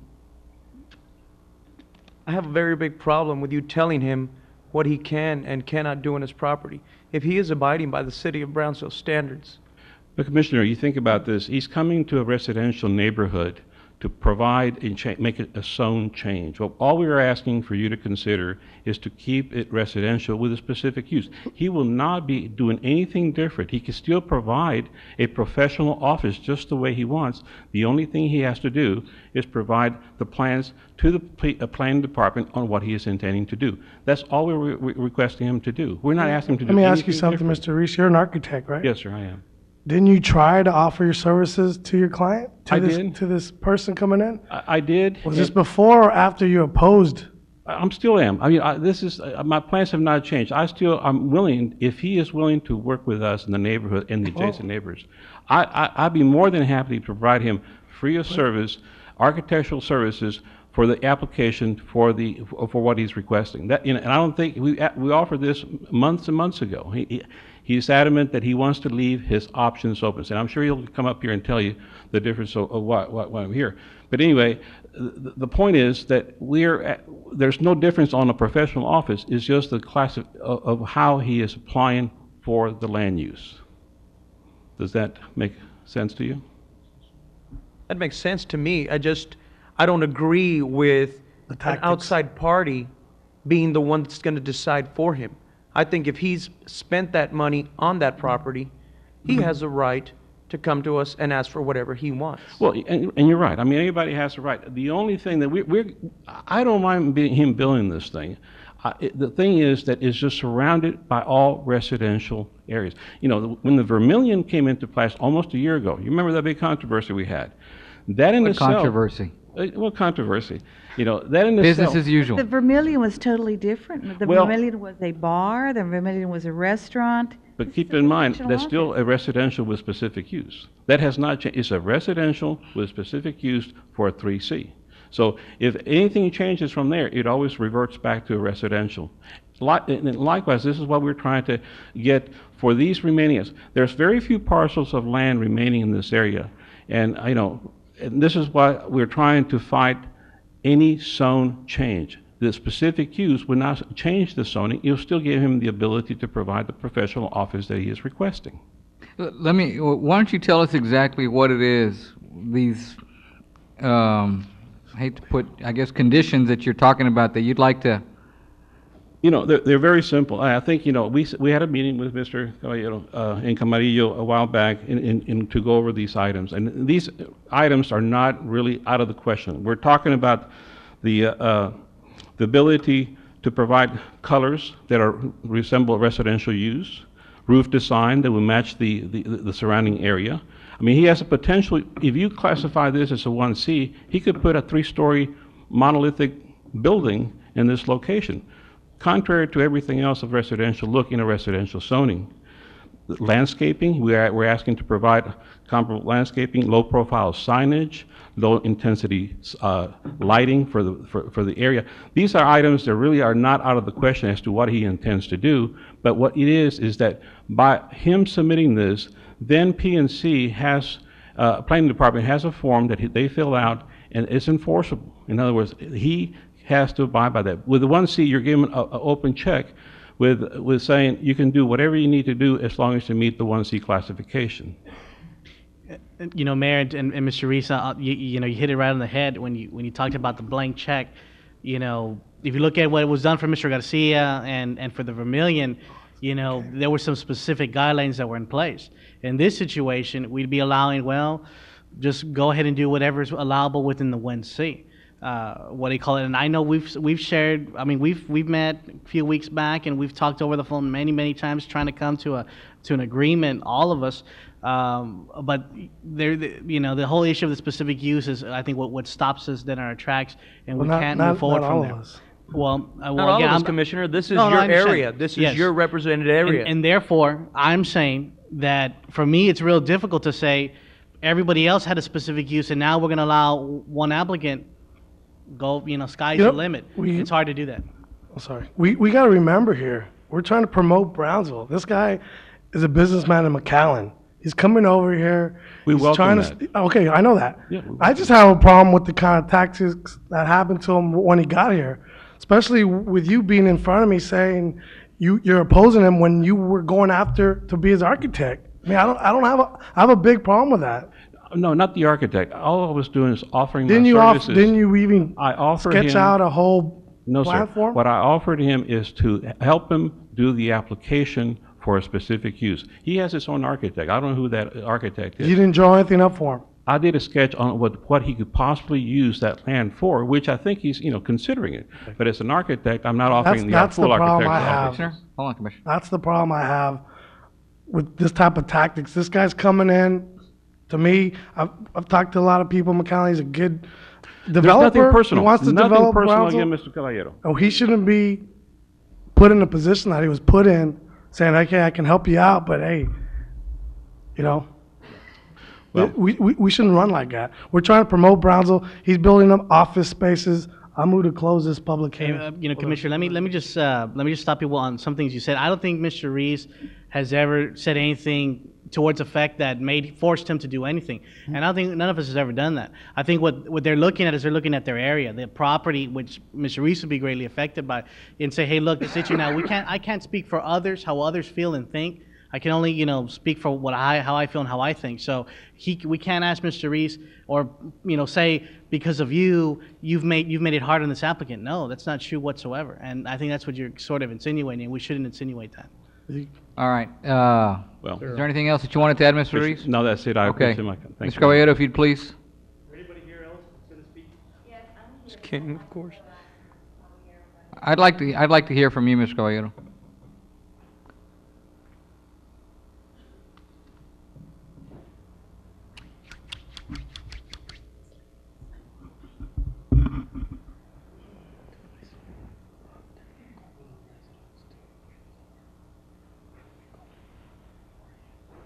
Good evening again.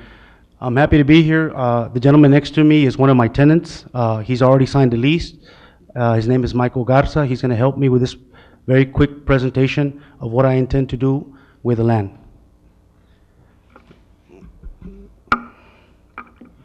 I just want to go over, and I know some of you are already aware of this, that we are trying to build this in a state-funded highway. This is not an avenue or a drive. They're proposing, I spoke to the gentleman in TxDOT, and they're proposing to widen it, 2 lanes going and 2 lanes coming, with a speed limit right now currently at 50 miles an hour. I've been saying this all along. I'm just going to go through this very quickly, that I did ask the gentleman in TxDOT, and because it's a state agency, they could not cite anybody, but what the gentleman told me was based on their criteria, it was not feasible to raise a family. I've asked the people that are opposing me. There are 3 people that are opposing me. The 38% is only 2 people that signed that petition. Okay, I want to clear that up. And I've asked them that if they would raise a family, and Mr. Ruiz is correct, we get along because we agree on almost everything. He's told me himself that he would not want to raise a family and put a little picket fence. However, they want to continue to keep it zone residential. Well, in all fairness to Mr. Ruiz, he lives behind this property that you want to build on. Correct. Okay. Let's continue. This is the layout of what is happening right now. The land next to Walmart is already zoned C3. It's already zoned commercial. The land across from it is already zoned commercial. Next to it is the railroad tracks where they're proposing to remove. This is where the Vermilion's going to go. Now, it is not zone 3C, but because it allows for a wet, which is bar and restaurant, it is the equivalent of a 3C. It is 3C, but it's specific use. Correct. I wanted to point that out because what the city wants, the city, and this is in the P&Z minutes, the city wanted a city-initiated C1 here and here. The second one is my property. That's what the city wanted. That's in the P&Z minute. They wanted a city-initiated C1. This is prior to me buying the land. I want to say that. They had already highlighted that area for city-initiated C1. And then this is a matter of open records, okay? Hold on a second, Mr. What, you saying that the city asked that that area be rezoned? Ben, what's he talking about? Yeah, on the first time we met, the city wanted a city-initiated C1. I think there was just discussions at a P&Z meeting when the Vermilion and when his case came up back in October, was that you know, you were going to have a gap in between, and that the city would do a city-initiated to do that corridor up to his property as for zoning for first commercial. That was discussed at the P&Z? P&Z, it was just discussion. Oh. And then after his property to the west, then the P&Z said, well, that's an area for more specific use. And then you go further west, and of course, that's wildlife refuge, and there will be no zoning there. I want to clarify a point. This was in the minutes of the P&Z. That's right, there was discussion. Then Mr. Puga came up and said... You need to speak in the mic or it won't come out. I wanted Mr. Medina to clarify this point because this is a discussion that he and I have had in the past. Mr. Puga, and this is in the minutes, stood up where I'm standing and said that he wanted a city-initiated C1. Now, this is prior to Judy King and all these other people meeting with them. They stood up here and they said they wanted a C1 city-initiated. And you can ask any member of the P&Z to verify what I'm telling you. That's a matter of fact. I've just never heard, since I've been on this commission, of the city initiating. Well, Mr. Puga's there. But Yeah, in Mr. any Puga. event, go ahead. Well, with and the what this, and the reason it makes sense, ladies and gentlemen, because that'll give you the tearing off effect, which is basically used in almost all the cities that I've developed. You have 3C, and then it initially goes to 2C, and then 1C, and that's really what we're having here. And then, like somebody, Mr. Reset, and Mr. Garcia, who's building a commercial plaza, is further west from me. So. And I wanted you to graphically see the location of the city because in front of me we have multifamily. Most of the land is vacant. And in other words, there may be some people saying, well, this is our backyard. The gentleman behind me lives in Lakeway, and he told me, Rick, I can wake up every day, turn around 360 degrees, not know you were there, smell that we were there, or have any kind of negative impact. In fact, in a lot of ways, he feels that I'm providing services to the rooftops that are not being right now allocated with enough doctors or professional settings like himself. I've said it all along, I'm a man of honor. That's why Mr. Reese said that no matter what happens here, I would work with him. How about that, Mr. Caballero? Because when this first came up, I didn't understand what the concern was, because I could understand the concern from the Vermilion standpoint. I did not understand this because it was a professional office. But what he's suggested with regards to a special use with some of these, I hate to use the word conditions, but as Commissioner Longoria said, that's what they are.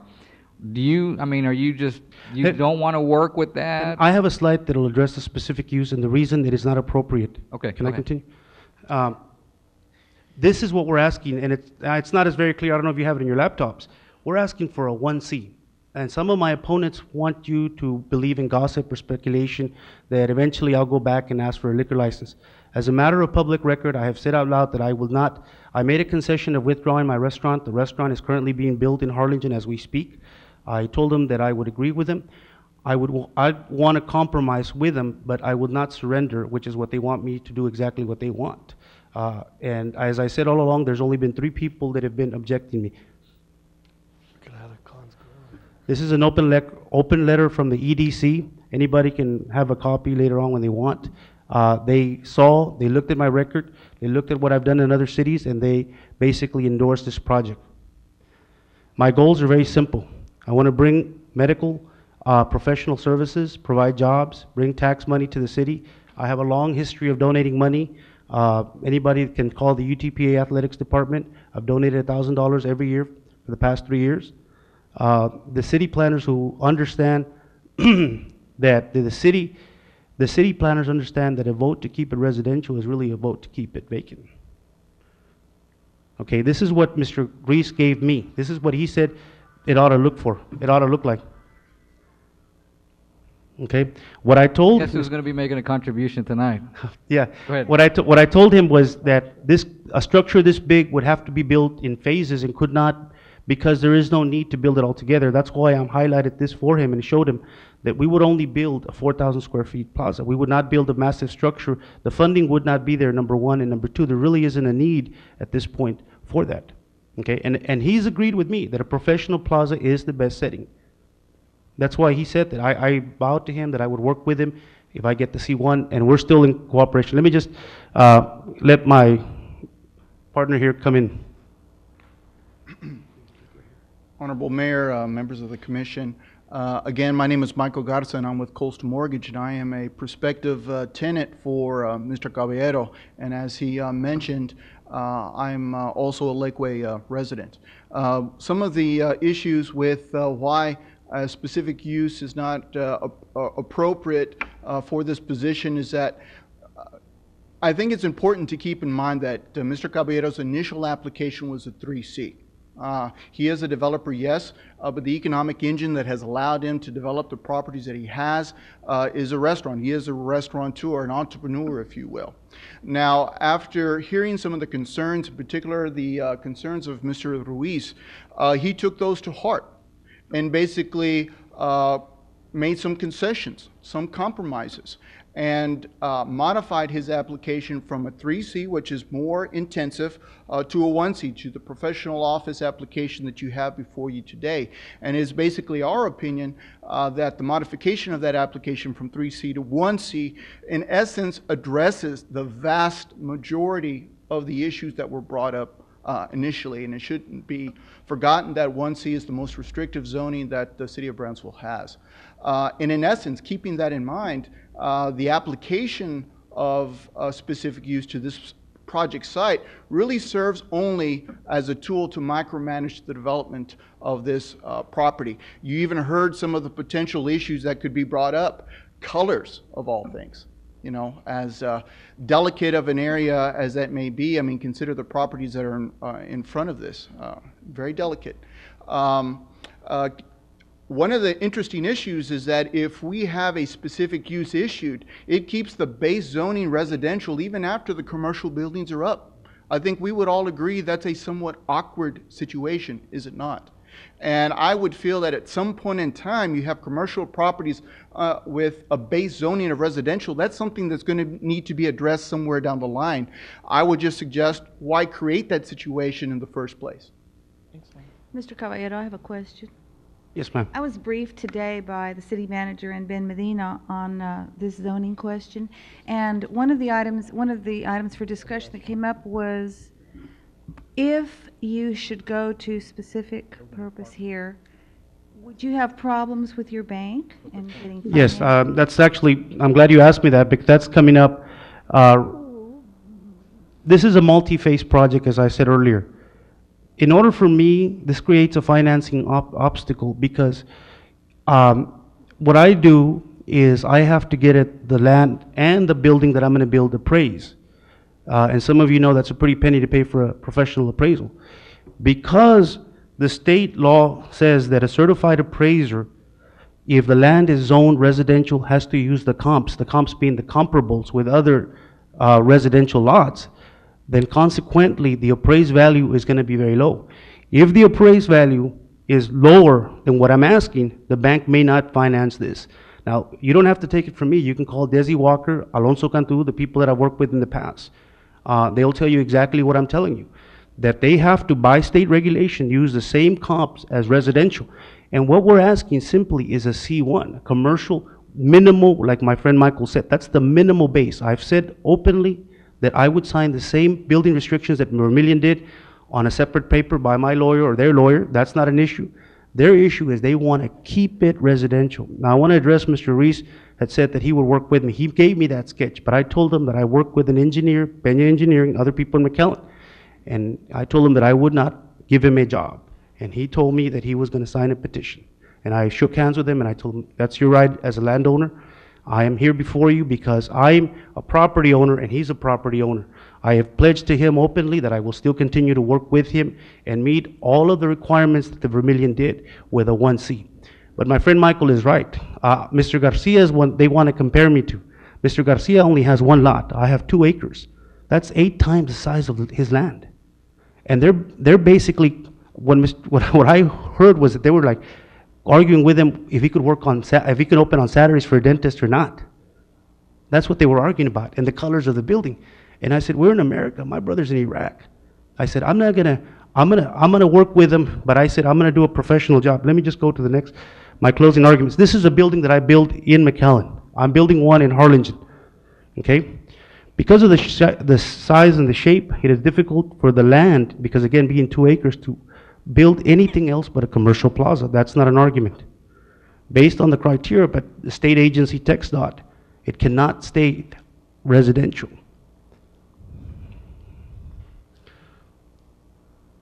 The city planners looked at this and they recommended a C1 city initiated. That's a matter of fact.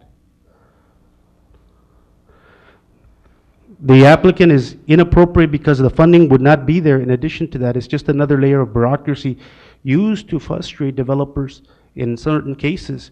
I'm a very patient individual, and I told them that I would work. I've made concessions, and I'll continue to do so, but I think the most appropriate use is 1C. And because PNC looked at the facts, strictly on the facts, not on gossip or speculation, some of the people are speculating that I'm going to come back and sink a restaurant later or a liquor license. I'm not going to do any of that. As I've said all along, I'm a man of principle and honor. Well, you couldn't, even if you wanted to. Even if I wanted to, I'd have to come back in here, and nobody would want to do that after some of the comments that have been said to me in the parking lot. And I understand one of the PNZ members was also got harassed in the parking lot by someone opposing me.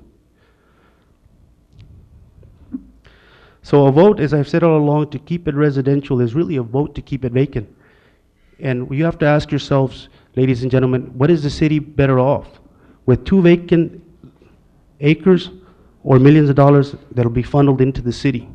And I think that's where we stand at this point. I've said openly that I will still sit with the table, whether it's the mayor or anybody else that wants to sit with me. I will sit so that the structure is to the standards of anybody that I build beautiful buildings, and I'm proud to say that our work has been very much a part of communities that people have always commented how pretty the buildings are.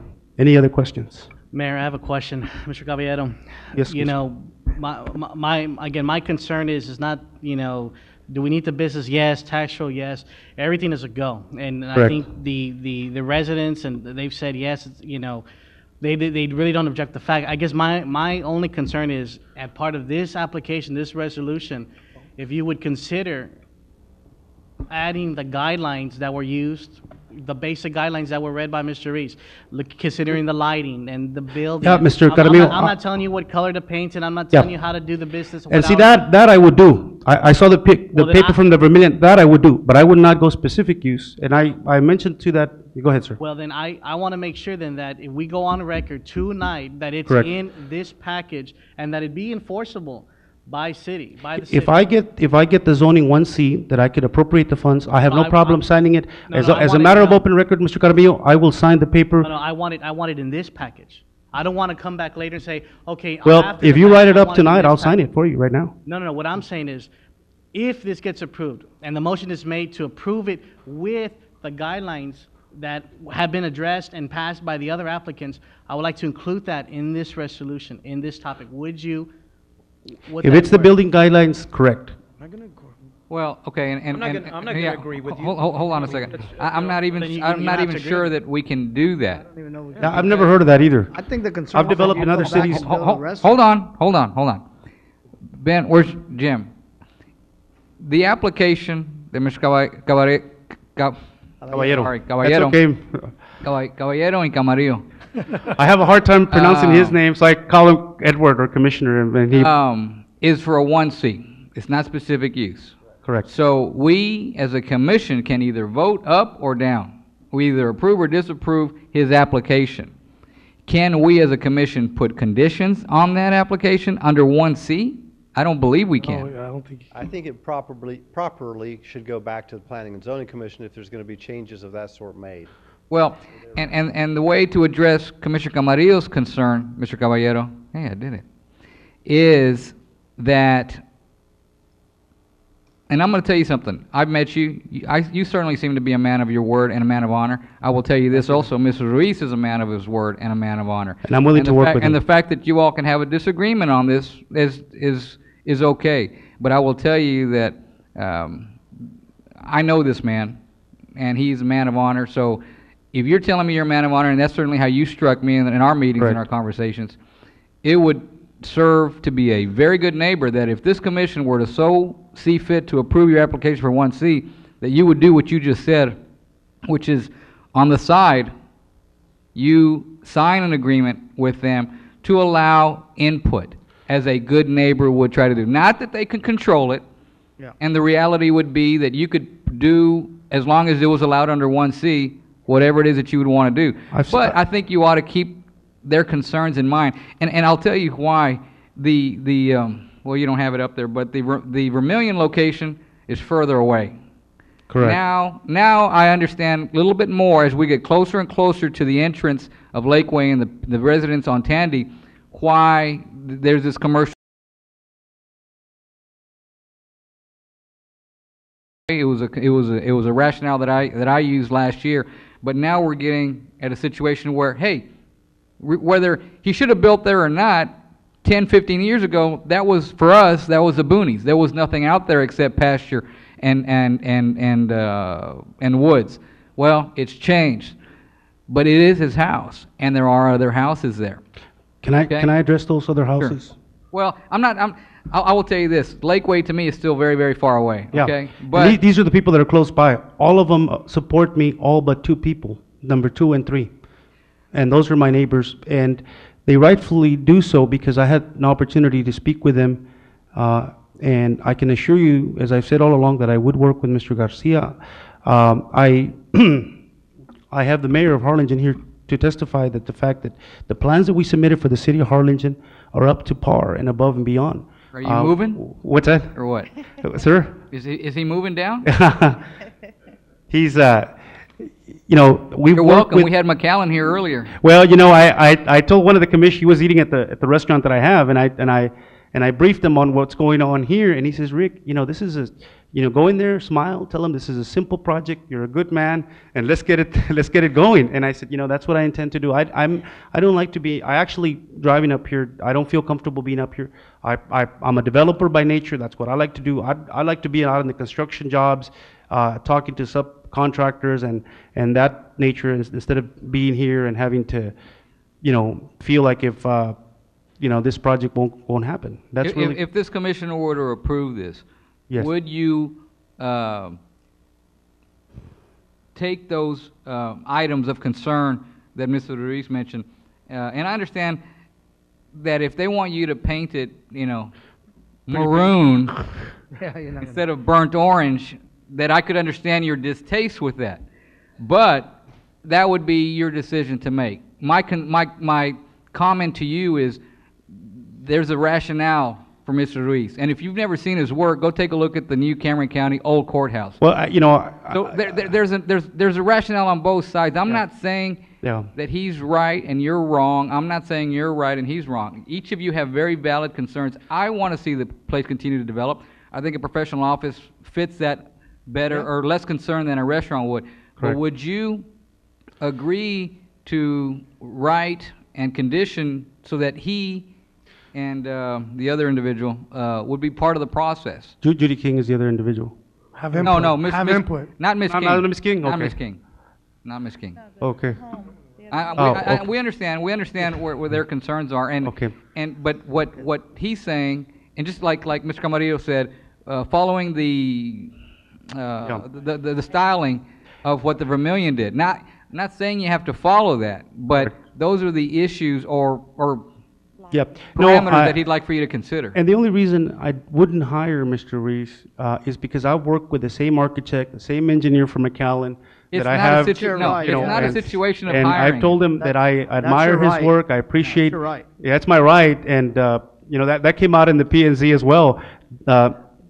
One of the P&Z members. I think it just worked out. You're Yeah. building in front of an architect, engineer, Correct. who does this for a living. Hey, he's got a personal interest to make sure that whatever Yeah. goes in front of him is something that is not going to destroy his quality of life. I told his wife that I was going to put a pretty tree there so that she can get shade and they wouldn't be able to see us. And she Right. laughed about that. Well, and I think those are some of the concerns that they've raised. Landscaping, roof No neon design, lights. low signage. You know, you don't want Just work with them. and a low light. I'll work Would you with do him. If that? I get Would to you the do 1C, that? I will work with him. I've set that as a matter of open record.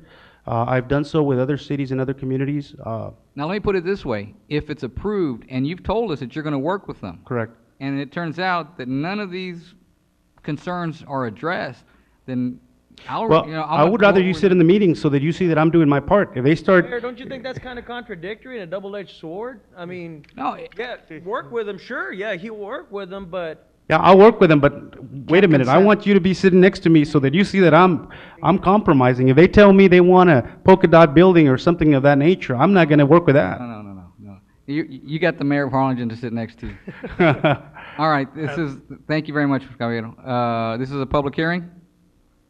I move to close. Motion to close by Commissioner Eck. Oh, go ahead, Ms. King. Quickly, please. Mayor, Commissioners, my name is Judy King. First, I'd like to address what was being said about making an agreement, making promises, working with the neighborhood, doing everything, and also about how everyone's honorable and to be trusted.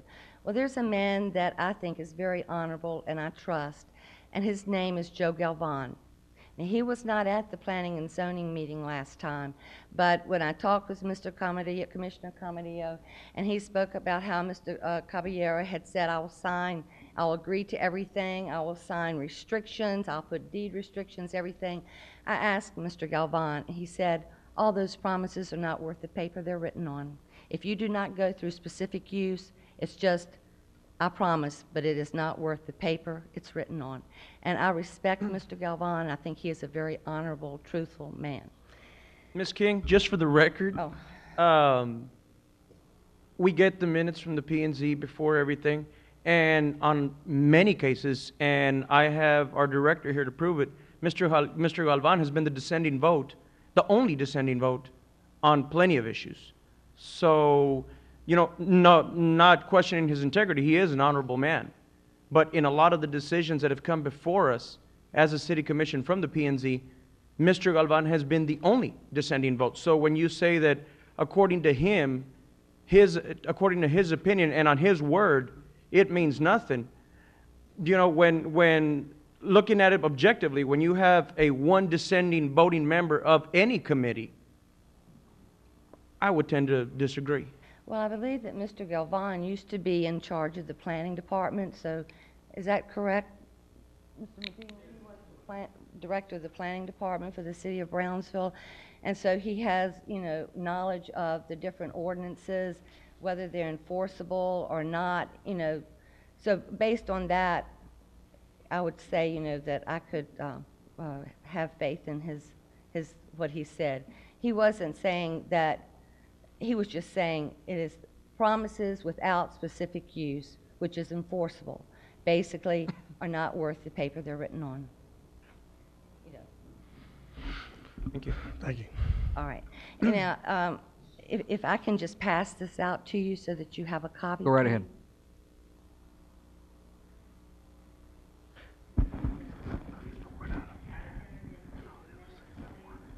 Just provide him a copy then. If you could provide the city secretary a copy.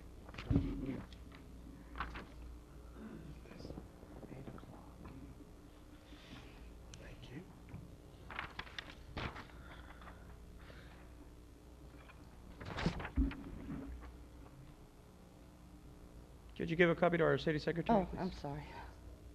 That's irrelevant. Mayor and Commissioners, the applicant first applied for rezoning to third commercial with the intention of opening a Khan's Mongolian Grill serving alcohol to 12 a.m.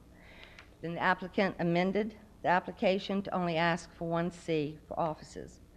This may sound better until you understand that it only takes another application to change it back to 3C, the original intent. The applicant could apply for a specific use ordinance, but so far has refused to do so. A specific use ordinance could protect neighborhoods such as ours from the uncertainty of what developers say they're going to do and what they end up doing. With any specific use ordinance application, the applicant would have to submit a detailed drawing and narrative explaining his proposed development. These restrictions could require additional landscaping, non-intrusive lighting, neighborhood-friendly signs, better screening fences, hours of operation, specific types of businesses, etc. In other words, with a specific use application, the applicant has to do exactly what the applicant promises, and it is enforceable. There is a Northwest Land Use Committee that has made a recommendation concerning this area west of the railroad tracks. The recommendation is to leave the zoning as it now is, dwelling Z, and any changes be made with a specific use ordinance. If this application is approved, it will likely create a domino effect for other businesses that want to change the existing dwelling zoning. Thank you. Thank you, Ms. King. Anybody else? Move to close. Motion to close by Commissioner Atkinson, seconded by Commissioner Longoria. All in favor? Aye. All opposed, motion Nay. carries. I move to Oh, approve. I'm sorry. Snake. You're objecting to the closing of the public hearing? I'm sorry. No, I'm not. Okay. I move to approve. All right. Let me know where Motion you to stand, approve. Edward. I know. So let's make sure you're okay with the I'm public. okay with Okay, that. so Lost no in nay on the closing of the public hearing. Motion to approve by Commissioner Atkinson, Second. seconded by Commissioner Longoria. Ben, what was the rule again, since this is a protested? 5 positive votes are needed. Okay. 5. 4 or 5? No. You need 5 positive votes. If he doesn't get the 5, what happens to his application? Well, then it's denied. He seconded. Okay. I we have think he's a- got I'm a sorry. viable project. I think that what he's doing. Commissioner is Longoria, right. you seconded? I second. Seconded by Commissioner Longoria. All in favor? Aye. Aye. All opposed? Hey. Motion carries. Now, Mr. Caballero, I only voted in favor of it because you told me here tonight that you were going to work with these people. And if you don't, you're right, Mrs. King is right, it's not enforceable. But I'll tell you what, I'll make sure that everybody knows what you said and what you did. Mayor, and just to add on to that, and to let Mr. Caballero know, I have nothing against him nor the project. I My want issue this was project. the guidelines. I want My this issue was project. have something going. No, and, But- and I've said all along, I've met Can you speak up to the mic so come out? We've already approved. Yeah, it's close, it's close. But I mean, we addressed him. Go ahead, Mr. Caballero. I just want to thank you for giving me this opportunity. I've met with some of the people in Lakeway, in Michael's house, and I feel most of the people support this. 3 people in Northwest voted no, the same 3 people that are here tonight. And my concern is that that's a gentleman who's going to live behind this building. And I just think you need to be considerate of his concern, okay? If you And don't, to do what you say you're gonna do. yeah, just do what you said you were going to do. And if you want, call me and I'll go to these meetings. I'll call you. All right. Welcome to Brownsville. As a matter of open record, I'm going to call the mayor to sit with us in the meetings. Thank you. All right, next item. Thank you, bro. Item number I can't 9, even build enough, is no one's gonna oppose public me. hearing and action on first reading of ordinance number 235-2007-005 to rezone from dwelling A classification to medium retail G classification, lots 3, 4, and 9 out of block 37 of Media Luna subdivision located near FM 802 and Westlaco Road. Honorable Mayor and City Commission, this is a property shaded in red here. This is 802. BICC subdivision is here. This is a location for First Financial Teachers Credit Union. The Plan Zoning Commission voted unanimously to approve this application to you. Close. Anybody? Motion to close by Commissioner Longoria, seconded by Commissioner Camarillo. All in favor? Aye. All opposed, motion carries. Action. Move to approve. Move to approve by Commissioner Longoria, seconded by Commissioner Camarillo. All in favor? Aye. All opposed, motion carries. Next item. Item 10, public hearing and action on first reading of ordinance number 235-2007-006-S to allow an apartment use 3 units in a dwelling A area for block 94 of Los Ebanos properties located near Los Ebanos Boulevard and North Street. Honorable Mayor and City Commission, this is a property shaded in red here. This is Los Ebanos and North Street around the corner. In this particular case, the applicant would like to move a second home onto the site. The Planning and Zoning Commission voted unanimously to approve this this application to you. This would be to allow 3 apartment units in this lot. They have a home and then move in another home, which will be converted into 2 units. Public hearing. Would close. Motion to close by Commissioner Longoria, seconded by Commissioner Arroyo. All in favor? Aye. Aye. All opposed, motion carried. I'm There is a sorry. comment? I'm There sorry, is? ma'am. Yes, ma'am. Step forward.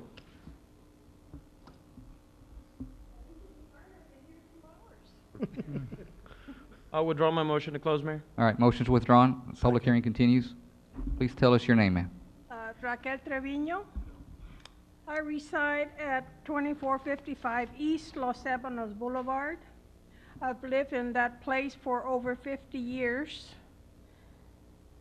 Several years ago, I don't know if it's the same landowner of this triangle, he had requested reclassification of that property, and it was denied.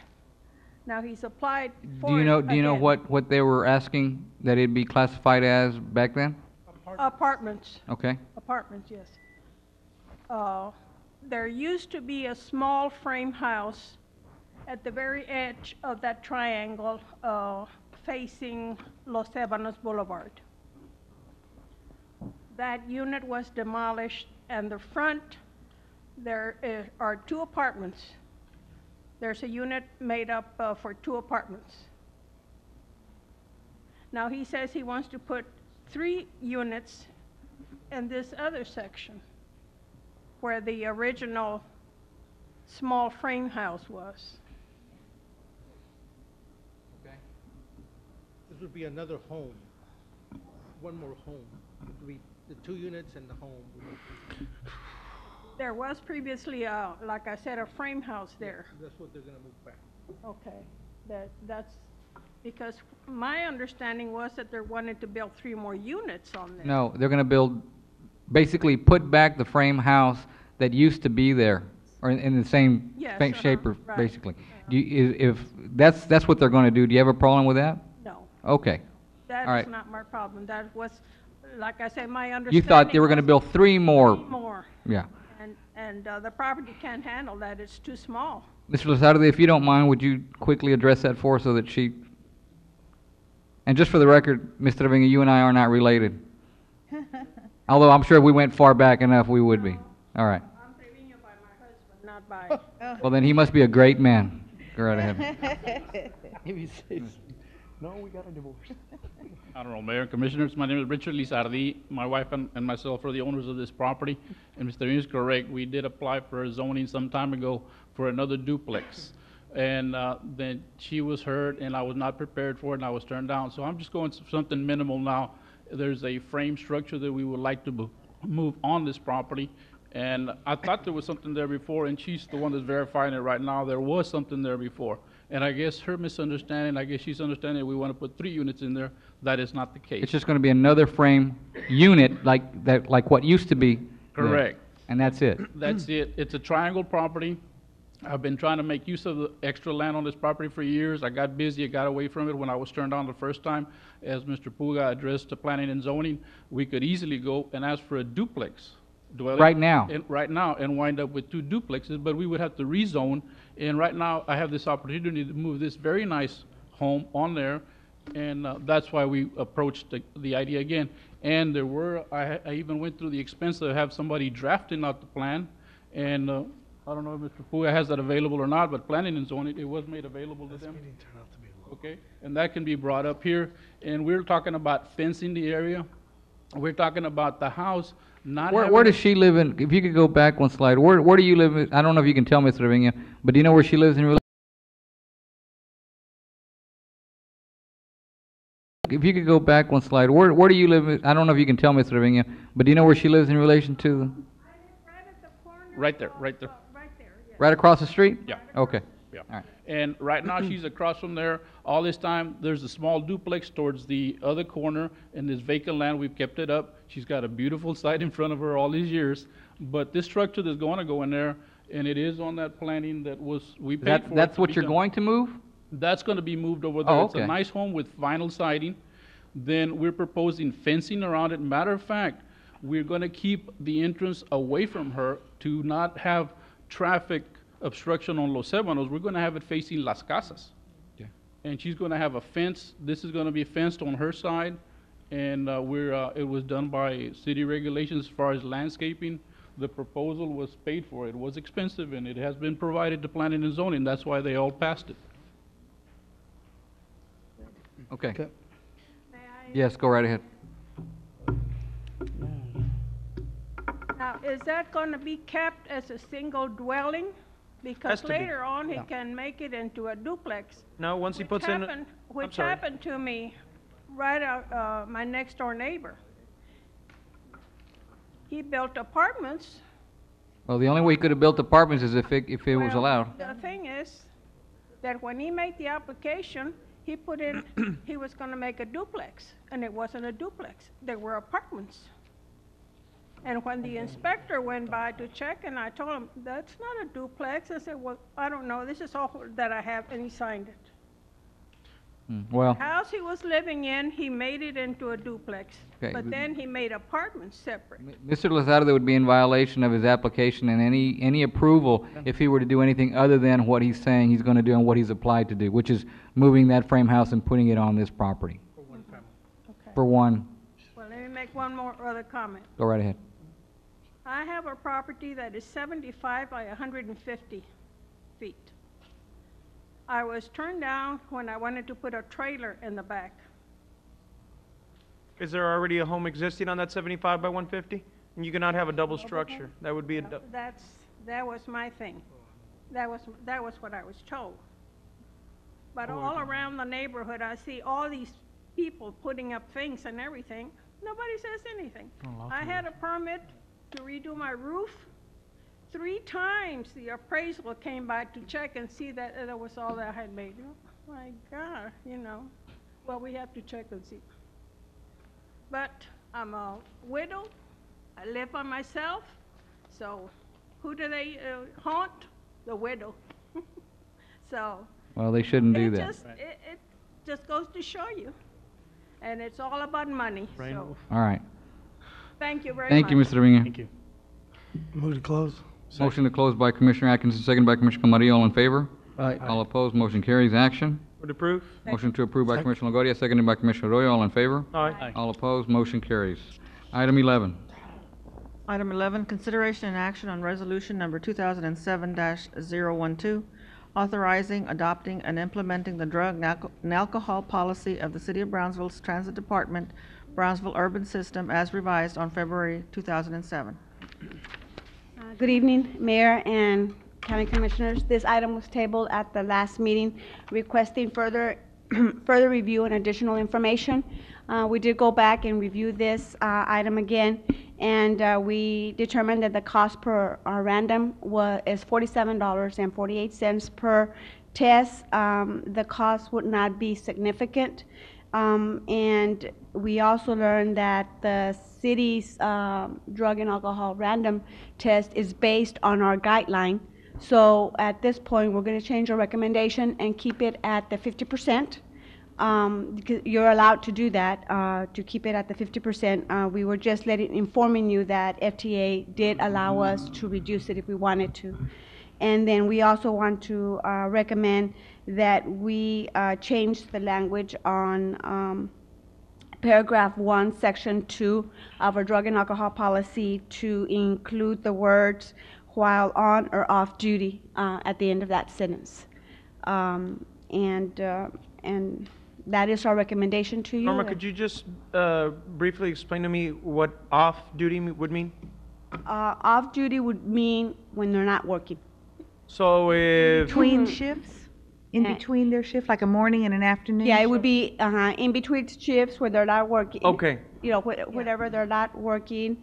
When they're on the clock. Yes. Right. When they're on duty. Not weekends. Yeah. It's That's all I want.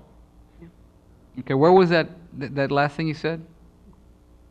What? Where is it in the? Oh, it's on page 1, section 2, and the line. Okay, there it is, on or off. Yeah.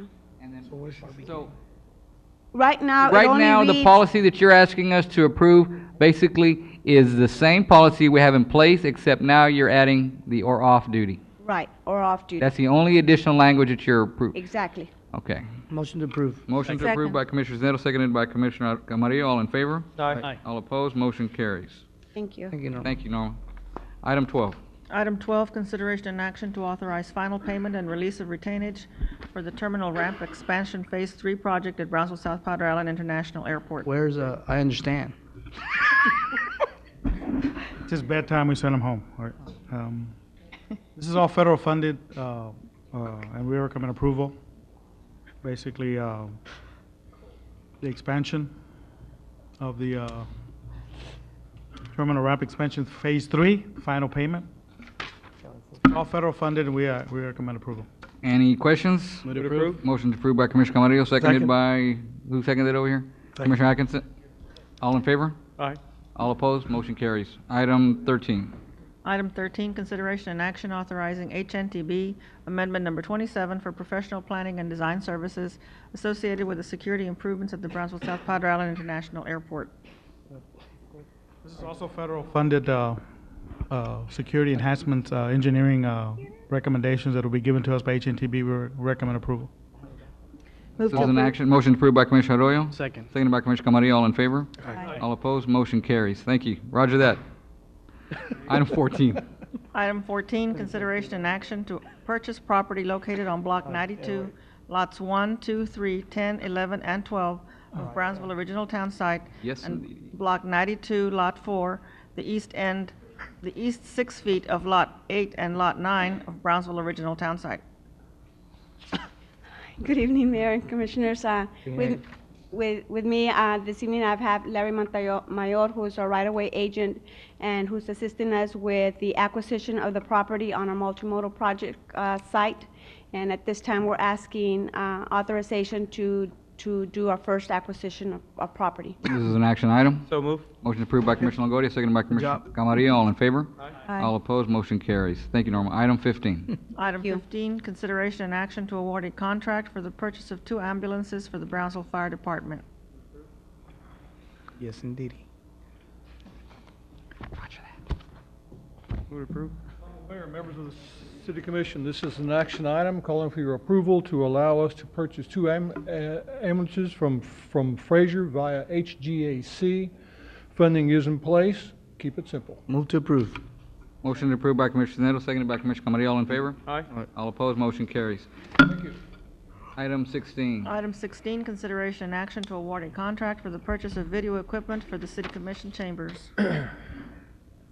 Honorable Mayor, Commissioners, Brownsville Public Library System has worked with B&H Photo and Video representatives to select video cameras for the City Commission chambers. These are robotic cameras that will be installed throughout the chamber and will facilitate the move for the library to go to live broadcasting of city commission meetings and other meetings held in the chambers. Our recommendation is that we award this contract to B&H. This is a by-board contracted vendor. The total amount of the award is $63,000 even. Funding is in place. High def. Motion to approve by Commissioner High def. Longoria. Second. There was, When will, there was a question there. When will that go into effect? High def. Could you please speak into the mic, Ms. McCoy? I'm just kidding. Motion by Commissioner Longoria, seconded by Commissioner Camarillo. All in favor? Aye. Aye. All opposed, motion carries. We're going to try to get you in front of this camera one of these days. When will we go live? Live date. As opposed to now that we're not? Like, there he goes. Right. He wants to come before the camera. Finally, Mayor. Sooner or later. Ladies and gentlemen, please welcome. Mayor, Commissioners, the go-live date, we're currently remodeling the mezzanine is one part of it. The cameras are manufactured in Japan, about 2 months in order to get those. So we're looking, I mean, the remodeling and the cameras, so I don't want to put a firm date on it, but within 6 to 8 months, I would think would be a pretty safe estimate. Thank you, James. Thank you. All right, we have one public comment this evening from Mr. John Shergold regarding placing public comment first on agenda. Honorable Commissioners and Mayor, it's been a while since I've been down here, but I came down here tonight because I want to challenge one of your commissioners and maybe the mayor. I'd like to challenge you to do something for the little people. And what I mean by that is that let's go ahead and have one of you guys, or ladies, put on the agenda for the next meeting an item that would allow the citizens of this city to come and speak before you at the very beginning of the meeting. I sat here for 2 hours and 20 minutes and I got half smart when I listened to everything. Unfortunately, there's a lot of people who can't come down here and wait 2.5 hours. What I'd like to ask is, why does Cameron County, and I'd like to introduce this to the city secretary, this is their agenda item from tonight. Why does the Cameron County Commissioners Court allow the citizens to speak at the very beginning of the meeting, Mr. Mayor? Why is that, and why does the city continue to allow the citizens to be relegated to the end of the agenda item? Now, there's something wrong about that. I ran for office 4 years ago, and one of my priorities was to let the people have a place and have a voice. I would think that after this length of time, that one of you honorable people would at least see the political wisdom of being the first to place this on the agenda item. Can you imagine how many votes that you would get if you were the person who put it on the agenda item, that you went from last to first? You know, and that's some free advice. And I don't give out advice that much for free, but that's one thing I'd do if I was one of you commissioners. Also, why is it that the Brownsville Navigational District, the school district, the BISD, and also the navigation, the PUB board, why does everybody get to speak at the very beginning of the public? And why is the city of Brownsville different? Are we queens and kings up here? Is this royalty? I challenge one of you to do something. Do it for the people. The chief law of the people is the good of the people. And by golly whiz, I'm not going to keep my voice muted because the big people up here don't think I should speak. For 4 years, I haven't been even considered for an appointment to any board. And you know why? Because I'm just like the little people out here, the same ones that you don't listen to, that you don't want to put on the agenda at the very beginning. And I don't want to come down here and chastise anybody, but by golly whiz, it's time for somebody woke you folks up and put the people up front at the very first of the agenda item. What are you afraid of? That you might have 10 people that show up and may talk about some concerns they have? Do you think an average family, a father who's making $25,000 a year, can come up here and wait for 3 hours? He's working 2 jobs. I mean, come on, this is a moral issue. Let's do something about it. Be the first to put it on the agenda next week. Show the courage. I guarantee you, you'll get 30% more votes when you run for election next time. And it's the right thing to do, not just get votes. Thank you for your time. I'll be happy to discuss this after the meeting with you, Mr. Shergold. This meeting is adjourned. Thank you.